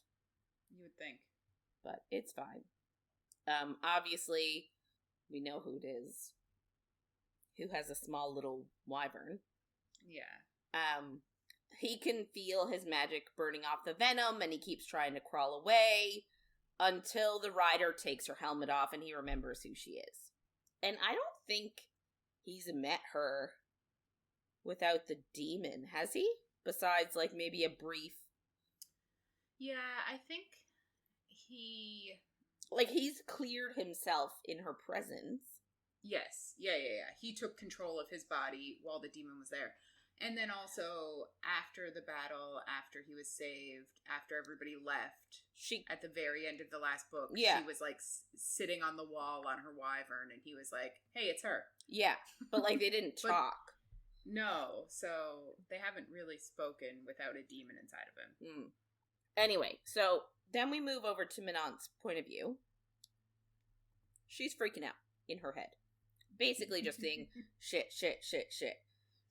Because... Which is kind of funny. Hilarious. Because she just killed one of Iskra's sentinels. And, like, she can't find Iskra anywhere. So, she can't, like, make Iskra order her Yellowlegs coven to, like, chill it out. Mm-hmm. So, she sees that Dorian is hurt from, like, and she deduces that it's from wyvern spikes. But she also doesn't get why he's not dead yet. She's like, that poison should have killed him by now. He's a human. But, like, you know, obviously she doesn't really understand the extent of his power yet. So he pushes himself to stand and he says, hello, witchling. Which sort of awakens something inside of her. Something predatory. Interesting. Yes. Which I felt the need to mention. Like, why do we think something has been awakened inside of her at his mention of hello, witchling? I don't know. It's a surprise! A surprise. There's a lot of foreshadowing in this book. Mm-hmm. So she then responds to him, hello, princeling. Abraxas then roars in warning that more witches are coming. And Manon asks Dorian if there's another way out. And when he says yes, she's like, okay, get out really quick. And he asks why. Like, why is he helping her? But she refuses to answer. And instead tells him that Parrington is actually Erewhon. And tells him, like, sort of why they're attacking right now. Like, that, you know, they want to be seen as liberators of the continent to, like, have people come on his side and blah, blah, blah. And she also tells him that Erewhon means to take all of Aurelia, not just this continent. Yeah, and it's also like, we're not 100% sure he doesn't want other worlds either. Like, this is a conquering king. Yeah, and like, just sort of a, hey, like, we're not safe right now, but nobody is safe. Mm-hmm. And he actually asks her to fight with him and fight for him. But all she says is that he now owes her a life debt since she saved him. And she's going to call it in soon. Fair. Yep. So he goes to leave. But 4 Yellowlegs sort of break into the tower through the door he wanted to exit. So he's sort of stuck. And like Manon is like, shit again. She's like, shit. Because they have now seen her with him. And, like, you know, how's she gonna explain that away?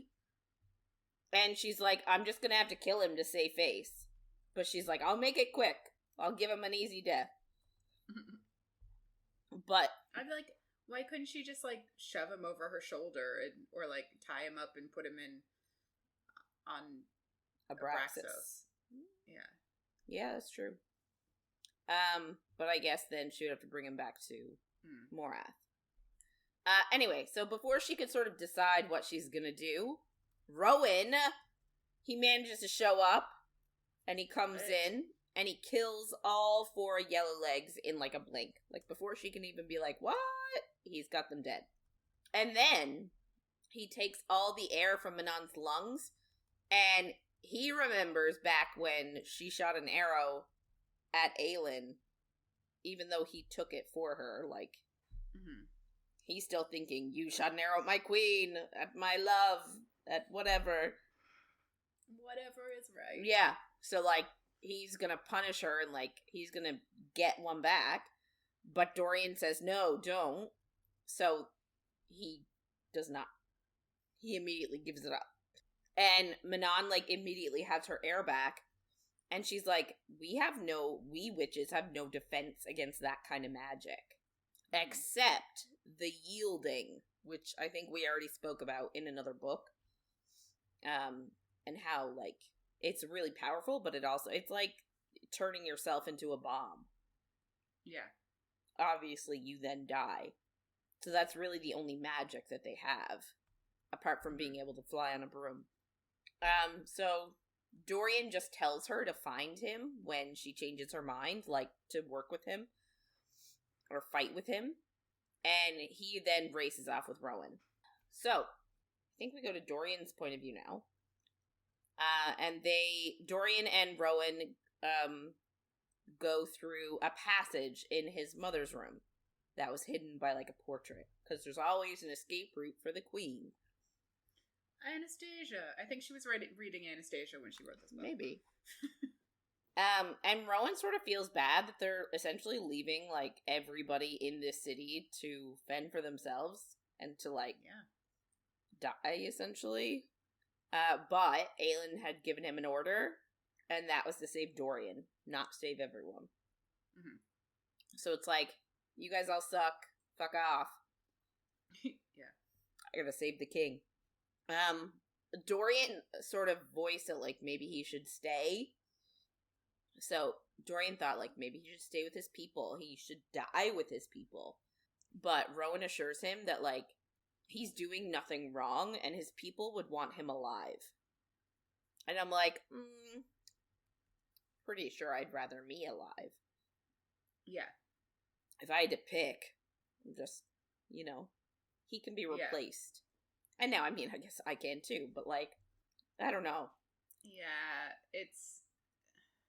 If I had to pick between the king escaping and me dying, I'd pick him, I'd rather me live. Yeah, I think it's more so the king living to fight against the greater evil of Erewhon. Fuck that. But, like, the random people don't realize that. Like, not everybody knows that they're fighting a Val king. Again, no internet. They can't tell everyone. Yeah.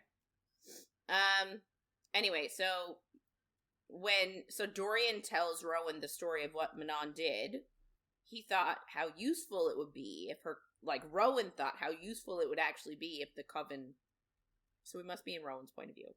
Yeah. We're already talking in Rowan's point of view a bit, because he said... Yeah.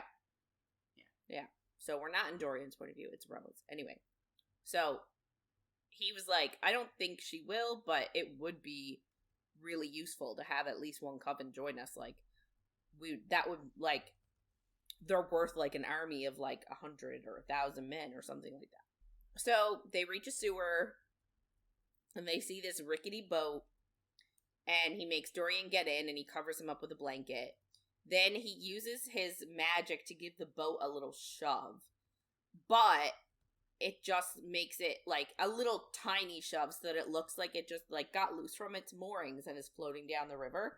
And then he turns into a hawk to fly above the boat, using his magic to sort of create a barrier around it. The boat, I mean. Yeah. Then he thinks of Aelin and how much he wants to have sex with her. But also how useless he is to her politically. Because last conversation was just about, she should marry somebody for an alliance. Yeah. So, like, that's how she can benefit. And he was like, she's the type of person where she will consider that. Like, she will think about doing that and sacrificing herself for the greater good. Like, she's that type of person. Mm-hmm. So he was like, I'm a prince. Like, his name is Prince Rome Whitethorn, but it's in name only. Like, he has no lands or money anymore because he betrayed Maeve. So he's like, guaranteed she sold off my lands and holdings and everything to my family members.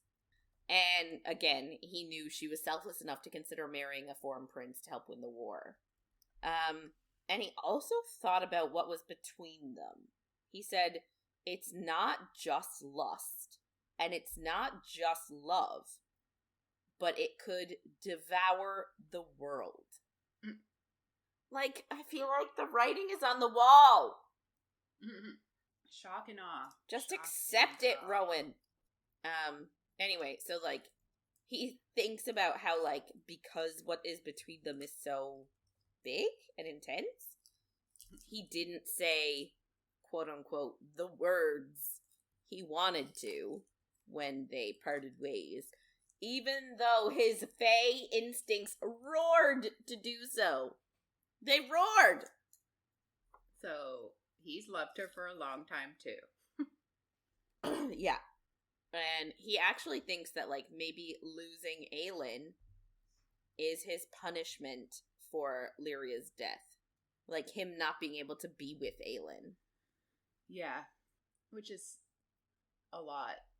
Especially with the truth that we find out in the last book in this series. But, like, they're obviously Heir of Fire. They healed a lot. They tried their best. But there's still some healing needed here. Yeah, for sure.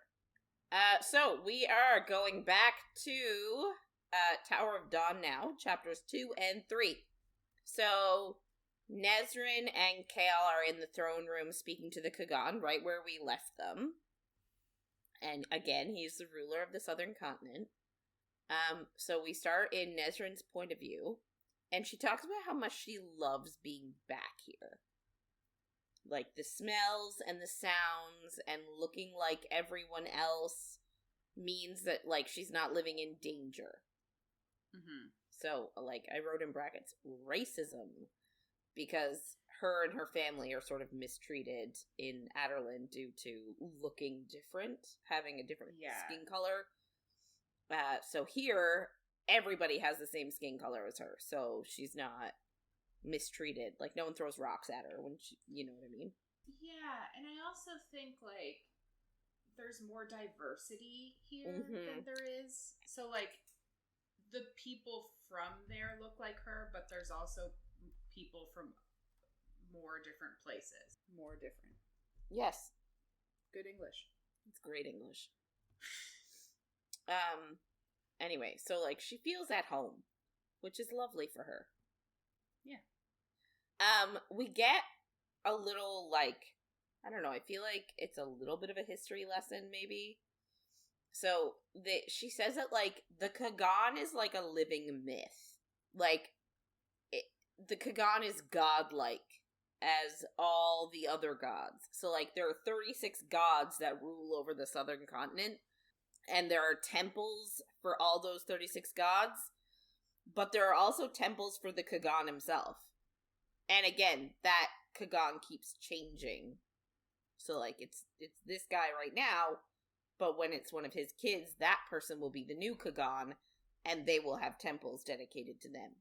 And I sort of related this to ancient Mesopotamia. I did a course a couple of years ago, and there's probably, in some of our early episodes, there's probably discussions of me about ancient Mesopotamia. So, like, in a lot of these ancient Mesopotamian societies and, like, cities, they were city-states. So it was, like, the size of a city, but it was a state. And it had a ruler. And the ruler was the ruler because they were God. They had, like, a god almost inside of them. So they were, like, the living embodiment of a god. Yeah. So I just connected to it that way. Yeah. Makes sense. So the current Kagan's name is Urus. And he has, as stated before, 6 heirs, 6 children. He does not wear a crown because gods among mortals don't need one to demonstrate their divinity. So, like, he is so high up that it's like, I don't even need no crown, bitch. Yeah. So, the Kagan is really smart. And assumes automatically that Chaol is there to ask him to join the war. But Chaol obviously is not going to come right out and say, yeah, you're right, help us. Yeah. I know, they're sort of at a time crunch here, so they probably should, but they don't. Yeah. So, Chaol said, no, I'm here to broker... He doesn't say no, but he said, actually, we're here to broker trade. and peace on behalf of the new king, aka Dorian. Then we get an introduction to all of his children. Too many. Well, so there's only 5 of them in the room. Sartak is the second oldest, and Hasar is the third. Sartak is the commander of the Rukeen, which is the Rook Riders, who are an aerial combat unit, and like the Rook are some sort of like giant eagle, but for some reason, when I think of them, I think of giant sparrows, which is so much less intimidating, but I can't help it. I'm like, they're literally on giant sparrows. That's hilarious. Yeah. And then, so Hasar is sort of the commander of the armadas. And Sartak locks eyes with Nesryn for a moment, and she feels like I know, yes, there's an eye lock. I feel like whenever there's an eye lock, we need to take note of who's locking eyes. Yep. But she says that, like, it seems like he's almost laughing at her, like, at how obvious they are. Mm-hmm. But she was like, maybe sending this, like, the ragtag pair that is the 2 of them is actually, like, an insult to the Kagan. Yeah. Because, like, it's not like he sent a whole legion of, like, visitors. He literally sent 2 people, captain of the newest captain having no experience, and then some, like, dude that needs to use their healing tower. Mm-hmm. You know what I mean? So it's sort of like, this is what you're conjuring up for me is sort of a little bit rude. Like, maybe it's a little insulting.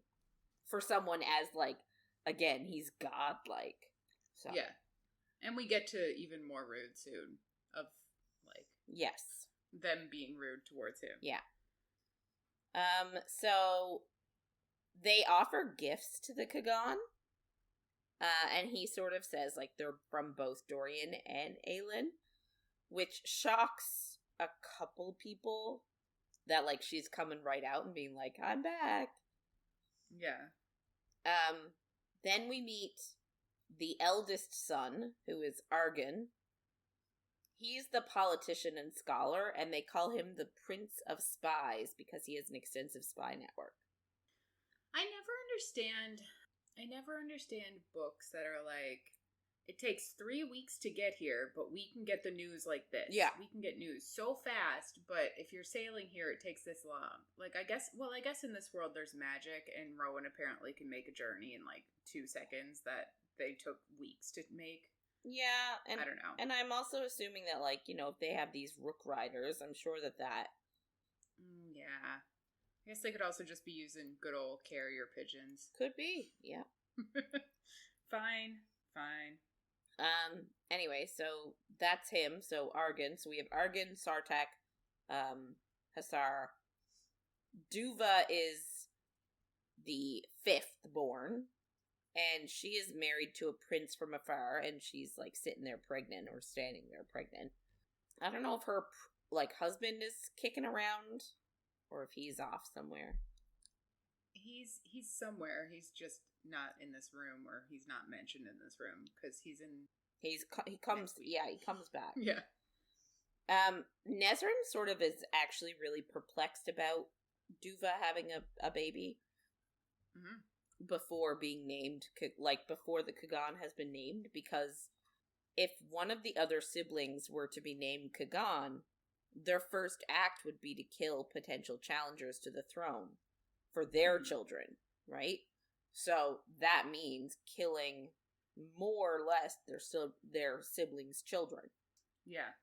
So she's like, how can she stand to grow this child and love it, knowing that, like, she's more than likely gonna lose it? Yeah. Which, like, I get it. Mm-hmm. Then the last sibling we meet is 4th born. And he is the ruler of all the land armies. And actually spends most of his time there. So, we learn now how Urus became the Kagan. So again, this is like a little history lesson because Nesryn knows all this shit. So his mother was dying, and she is the previous Kagan. And it was him and his older brother left. And she ordered them to compete in a hand-to-hand combat spectacle in like a coliseum sort of thing. And the one who came out alive, Kagan. Makes sense. So like she was saying that Nesryn was saying that her father was actually in attendance, and that the fight like lasted over 6 hours, and like they didn't just fight each other, but like the mother set like wild beasts in on them and stuff like that. And Uru's older brother, Orda, the guy he was fighting, was wounded by one of these creatures. So Urus went to help him, and then the older brother tried to stab him, but missed. So then Urus was like, oh, no way, you're gonna stab me. So then he stabbed him back. Anyway, so back to like the present, like history lesson is temporarily over. Urus comes off of his throne and approaches Chaol and says that like he knows who Aelin really is, that she's also Selena Sardothien, and he's actually slightly offended that the jewels here are for him. Like, all that stuff that they brought as, like, tributes to the Kagan, it was really 2 trunks worth of stuff that they separated to make it look more into 4 trunks. But it was just Aelin's stuff that she accumulated as an assassin. Yeah. Like, it was just like, I don't want this anymore. Give it to the Kagan. Yeah.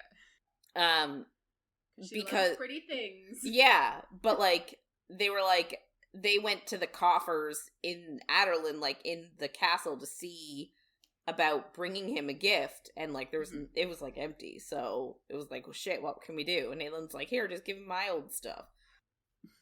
Anyway, so like, the Kagan is like offended. He's like, you're bringing this stuff for me, but like, no one sent my daughter a marriage present when she got married last year, so like, why are you bringing me this shit now?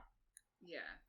Which, like, I don't think it's the new king's fault that he didn't, if his father was the one who was actually king. You know what I mean? Yeah, but it's just sort of like a slap in the face of, we're bringing this to you because we want something. Oh, 100%. Like, it's obvious what they're doing. Yeah.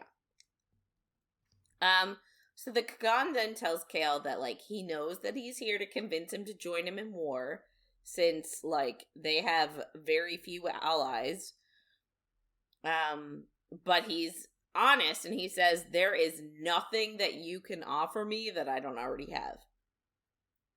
So essentially, like, he's laying all the cards out on the table. Like, he wants him to join a war, but, like, there's nothing that he can offer him in return that he can't get for himself. Which is fair. So realistically, it's just, he's a god. Out of the goodness of my heart, am I gonna join your war? Yeah.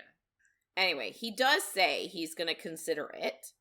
So, like, at least that's something. Mm-hmm. But he also, it seems like he doesn't like all the posturing. You know what I mean? Like, none of this, like... Yeah. Bullshit. It's like, no, like, I'll decide whether I want to help you or not. But, like, don't give me none of this bullshit. Mm-hmm. Anyway, and he's like, I know you're also here to take advantage of my healers because my son's spies tell me that your injury is recent. And he, like, is very clear about saying that he got all of this info from his spy network from his son. Yeah. And then, again, we get from Nesryn a little bit that, like, the god Silba is, like, the god that reigns supreme in the southern continent. Like, yeah, there's 36 of them, but she's, like, the most popular, I guess. And all the healers are ruled by her. But the healers have to choose to heal him. If they don't want to, they won't. And nothing the Kagan can say or do will change that. So he was like, he actually said, he was like, if someone wants to heal you, they'll come see you in the morning. Yeah. And then the Kagan just gives him back. He's like, you can take these gifts back. You need them more than I do. Yes. And, like, you could tell that he's really sad. And Nesryn puts together that, hey, only 5 of the 6 siblings are here. And they're in mourning, like I said before. And she understands then that, oh, the other heir is dead. And we find out that this is, her name is Tumalin, I think it's the first one. And she is barely 17 years old, has died, and she died very unexpectedly 3 weeks ago. The Kagan also says, you'd be interested to know that my spy network has brought news that the city of Adarlan has been sacked and is under the control of Duke Parrington, and that freaks Nesryn out because her family lives there, and she's like, oh my god, are they okay? And so the Kagan's like, bring them to their rooms, they can come have dinner with me tonight. And they're shown to their rooms to rest, and Nesryn just thinks that she should not have come. Because, like, and I get why, like, she's in this place that she feels so comfortable in this palace that's, like, amazing, about to be treated, like, super well, and her family are, like, could be dead. Anyway, so, Chaol's point of view now. They are brought to the rooms, and he knows that they probably also shouldn't have come, because, like, he knows that they probably offended this guy, and, like, they're coming to them, asking them for things, like, when they're mourning. Mm-hmm. So, like, it's super not politically, like, okay. Smart. Yeah. And he also knows that Nesryn is, like, worried for her family. And he's worried about Dorian. Yeah, and he's worried about Dorian too, yeah. He plans to pump Argan for info, and I'm like, the Prince of Spies, really? Like, you think he's gonna give you information? Yeah, there's so many points dumb. in this book where he does stuff, and I'm like, you're an idiot. Like, you're obviously not gonna get anything here. Stop. So then Cashin just, like, waltzes right into his room. So remember, that's the 4th born. And he says that his father has extended a dinner invitation for them for every night that they're here. So not just tonight, but every night they're here, they're asked to dine with the Kagan and his family at the head table. Which is, like, a very it's not a normal thing. Yeah. But it is, like, it's a very high honor. And Chaol asks, like, why? And Cashin says that, like, though his brother, Argan, says that the palace is free from Parrington spies, he's not sure. All he knows is that his little sister, Tumalin, is dead. And, like, one day she was happy, and the next day she was sad and sullen. And then she jumped from her balcony and died. And he says that his Tumalin would not have jumped. So, not like her at all. Yeah. And then he mentions, like, we sort of get something sort of ritualistic. Like, he says that, like, she did not yet have a sulde, which is, like, a spear. And I think it sort of extends, maybe their family was from, like, a horse tribe or something. But he says that all horse tribe people have one. And they actually braid their favorite horse's hair into the shaft, and it sort of needs to always feel the wind. So right now, theirs are, like, stuck outside, like, in the breeze. And it's the one thing that they keep in death because they bear the soul of the Dargan warrior, and because she didn't yet have one, her soul is now roaming with the wind. Like, it's not in the eternal resting place, sort of a thing. So, like, they're all very upset. They think her soul is essentially, like, lost, wandering the plane instead of where it needs to be. Yeah. And Chaol just sort of tries to reassure him, like, it was not anyone, like, it wasn't Dorian or Aelin that would have killed Tumalin or urged her to die. I don't think any of them even thought about her up until Chaol not even her, but thought about this whole family at all. No. Up until Chaol needed to go there for his healing, yeah. And, like, Cashin is sort of like, are you sure? Like, she was an assassin. She had the skill to, like, get in and get out quietly and stuff. And Chaol just said, like, yeah, she was an assassin, but she had hard lines, and children was one of her hard lines, even though, arguably, she's also a child. Like, a 17-year-old... If a 17-year-old is a child, Aelin is also a child. Yeah, wasn't she 17 at the beginning of Throne of Glass? I think she was 16. Wasn't she? Yeah. Or maybe she was 17. Something like that. But, like, still, like, it's just silly. Yeah. Anyway. Cashin then sort of says, like, I want you to come to dinner so you can watch with an outsider's perspective and, like, see if they can see anything that he might miss. Mm-hmm. But he also refuses to, well, he says he has none, but I take it as he's refusing to give him advice on how to convince the Kagan or his siblings to go to war. But he does wish him luck. And then there's like 6 pages on Chaol getting a bath. Fair. It's true. There's literally 6 pages of, like, a girl coming in and running his bath and then offering herself, like, for sexy times. And then he's like, nope, just a bath, please. And then it's, like, him describing how he's getting into the tub with his legs and, like, you know, like, having to work himself off the chair and, like, work himself into the... Literally! Yeah. No, I'm only laughing because work himself off sounds sexy. But I meant off his wheelchair. Yeah. Anyway, it's just like, okay, do we really need this much of him getting a bath? But apparently we did. That's fair. And, like, apparently the servant who offered herself sexually puts her boobs right in his face and, like...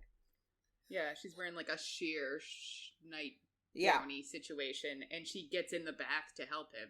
Yeah. So, like, is she even wearing panties? No. So, like, very easily could just slip in there.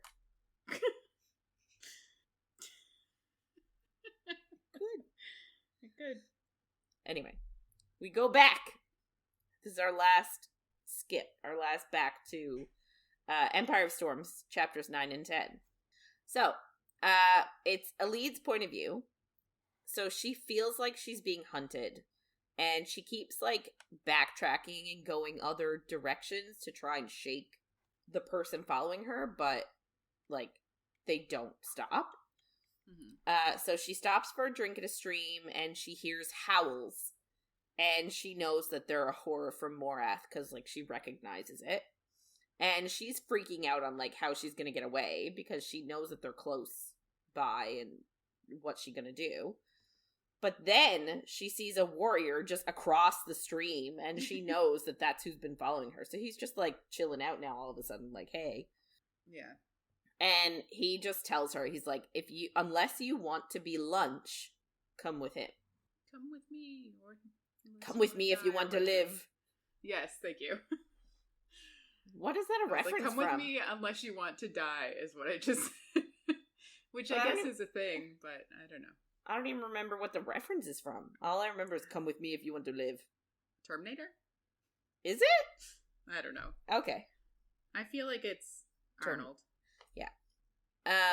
Anyway, so then we do a quick jump then to Lorcan's point of view. He hasn't decided whether he's going to kill Elide or let the beasts do it. But he's taking a chance. And he could sort of tell after following her this whole time that she's not under Valg thrall. And her scent is human. But he can't ignore the darkness he feels around her, which is obviously the key in her pocket. So they hear more howls and realize that, like, there's howls coming from one direction and another direction, so they're being herded. Mm-hmm. So they run.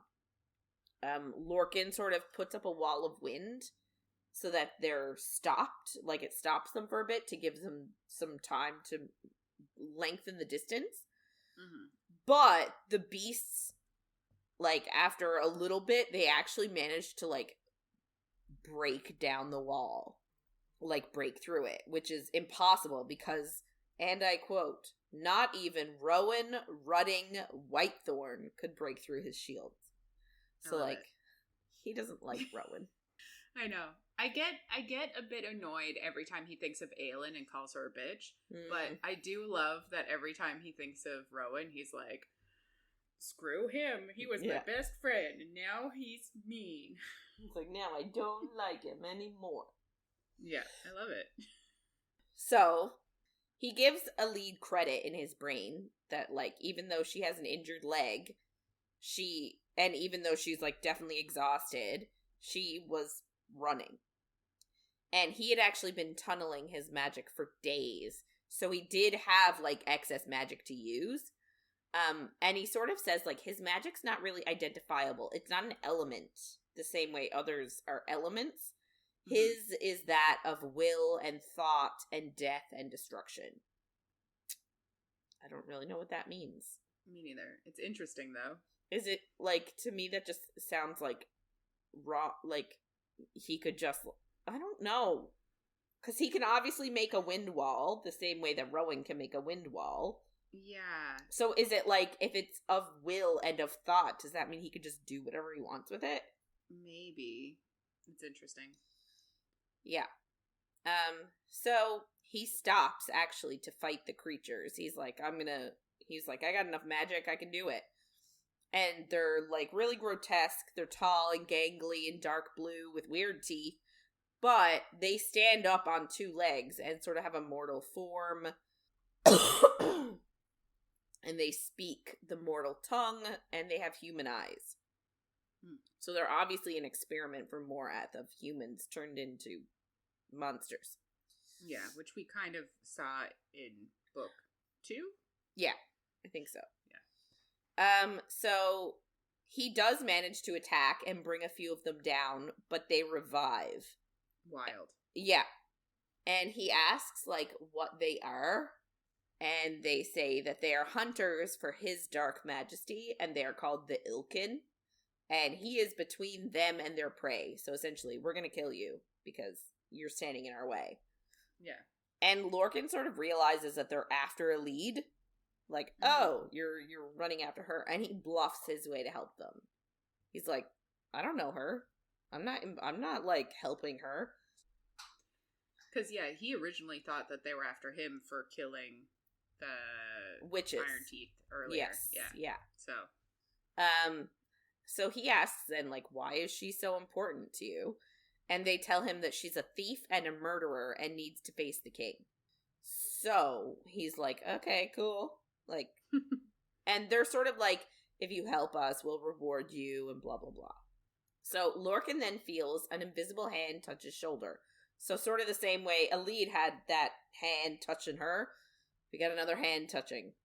Touchy hands. Touching you, touching me. They're invisible friends. Yeah. So he says that he's trusted this touch his entire life, and it has never steered him wrong. A touch on his back means go forward and fight, but a touch on his shoulder means to run. And I guess in this instance, the touch was on his shoulder, so telling him to get out of there. Then he hears a scream. And then we go to Elide's point of view, and we're assuming she's the one that just screamed. Yeah. She's faced with one of the creatures. It managed to, like, get away from the pack and find her. And it tells her to come with her. And she just thinks that the guy, like, Lorcan, but she doesn't know who he is yet, is obviously dead, so he can't help her. Fair. So she has to, like, help herself. And she, like, she puts in her head, what would Manon act like? And what would she do if something was in her way? So she manages to bluff and tell the creature that she's been sent to look for the girl and not to interfere, or she would oversee his torture on Morath's table. And, like, she actually does manages to convince it that, like, manages to convince it enough that it lets her walk away. Yeah. Which is wild. And she sort of uses the stones, like, I'm calling it an eminence, but I don't know if that's the right word. aura, I guess, to make it seem yeah. like she's one of them. And then she just, like, as soon as she gets far enough away from it, she, like, vomits to be like, ugh, that was disgusting. Lorcan finds her then. I guess he also, I don't know how he got away. It doesn't really tell us. He ran. I guess. I don't know. Anyways, he finds her and asks why these things want her and why they were following her and why she smells like them. And she tells him it's because she has spent the last few months living with them and they chased her because she escaped. So, like, she's passing off that it's not the stone's fault. It's that she was living there for ages. Yeah. And they sort of knew that they didn't have very long until the creatures figured out that Elide was bluffing. So Lorcan is just like, I'm gonna run, and he puts Elide over his shoulder to like carry her instead of having her walk. Yeah. So after a while of running, they sit to rest, and Lorcan asks her name. She gives him the name of Marion, which is her mom's name. But obviously she's trying to be secretive. And, like, I don't 100% remember, but I really hope he's not pissed off about this in the future. I feel like he does, which is why it's in my head. Yeah, I think there's just a lot going on when he finds out, and he doesn't really get the chance to actually be pissed. Okay, good. Like, it's been a while since I've read Empire of Storms. Like, I think it's been, like, over a year. So I'm foggy on when he finds out, but, like, it would piss me off if he was pissed off about it, because, like, why would she give him her real name? She doesn't know who he is. Anyway, so he asks why she left Morath, and instead of, like, spinning something, she just shows him her ankle, demonstrating that, like, they didn't let her go. She's not an ally of Morath. And that if she was, they would have healed her long ago. Mm-hmm. And he sort of looks at her injury, like her incredibly misshapen ankle, and knows that, like, something like that happened a really long time ago. Like, she's been living with that for a really long time. So he gives her a tin of salve from Dorian to use on her leg to sort of ease the pain. And he asks her about Morath, and she's transparent enough, telling him about, like, the witches and Manon and everything like that. And he's like, well, what's your mission? What are you setting out to do? And she says that first she needs to find Selena Sardothian, and then she needs to find Aelin Galathinius and offer her services for the war. So she's like, my plan is to go to Terrassen, I guess. And he knows that Selena and Aelin are the same. And she asks him, like, why is he going to Morath instead of away from it? And he says he's been ordered by his queen to stop the threat of Morath. So, like, he just plans on, like, waltzing in there and just killing everybody willy-nilly, as if he could. Which is wild. Yeah. Even though he just had to run away from, like, one Ilkin, and he thinks he's gonna get through a bajillion others. Yeah. Anyway, that's Lorcan for you. Always thinking. So, he offers an exchange to Elide. Marion. He says they'll travel together, like, until, because I guess they have to travel in a certain direction, and then, like, they have to, like, use ferries and, like, be around people, find, like, common routes.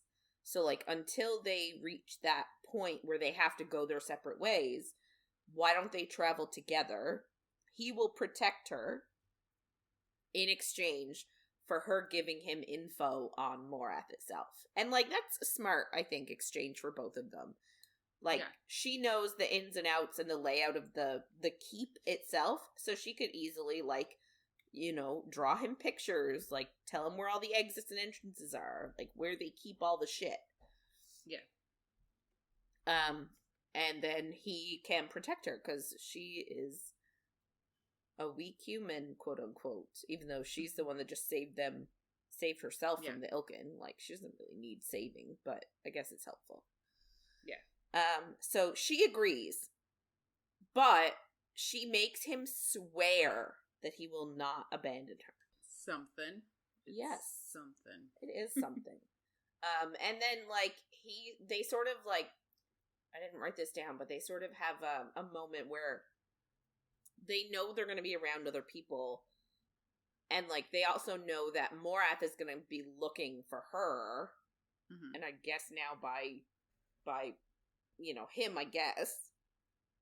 Yeah, so the Ilkin didn't die. They're going to go back and say, hey, there's a warrior with her. Yeah, so I guess he's sort of like, they're going to be looking for us on the common trails where we want to travel, like the travel route. So, like, how are we going to get past that? And Elide's like, I have a plan. Mm-mm.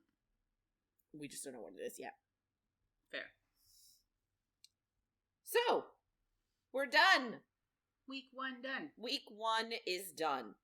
8 more weeks to go. It's our longest one yet. This is a really, like, I mean, I guess we're doing 2 books. So, like, 2 books, 2 months, it makes sense. But it's just funny thinking that, like, we're reading this story. We will not be done talking about it until the end of August, which is wild. Yeah, summer will be over. That is sad. That is sad. I don't like it. Sorry. Sorry. I didn't mean to get so angry. All good. I understand. But yeah, I guess we're going to wrap things up for this week. If you want to get in touch with us and share your thoughts on anything you heard in our episodes, or if you had any book suggestions, please reach out to us by email at coffeeandcoread@gmail.com, or on Instagram or Facebook at coffeeandcoread, or coffee.coread on TikTok. Also, we now have our podcast available on YouTube. Oh, yeah. So, yay. Coffee and Co-Read on YouTube. Yeah. So, next week, we're going to be reading chapters 4 to 10 of Tower of Dawn and chapters 11 to 16 of Empire of Storms. If you want it exactly, it's Tower of Dawn chapters 4 to 6, Empire of Storms 11, Tower of Dawn 7, Empire of Storms 12 to 13, Tower of Dawn 8 to 10, and Empire of Storms 14 to 16. Fun times. So make sure you're following along, and if you're enjoying our chats, don't forget to follow, rate, and review wherever you get our content. Thanks for listening, everybody, and we'll see you on the next page.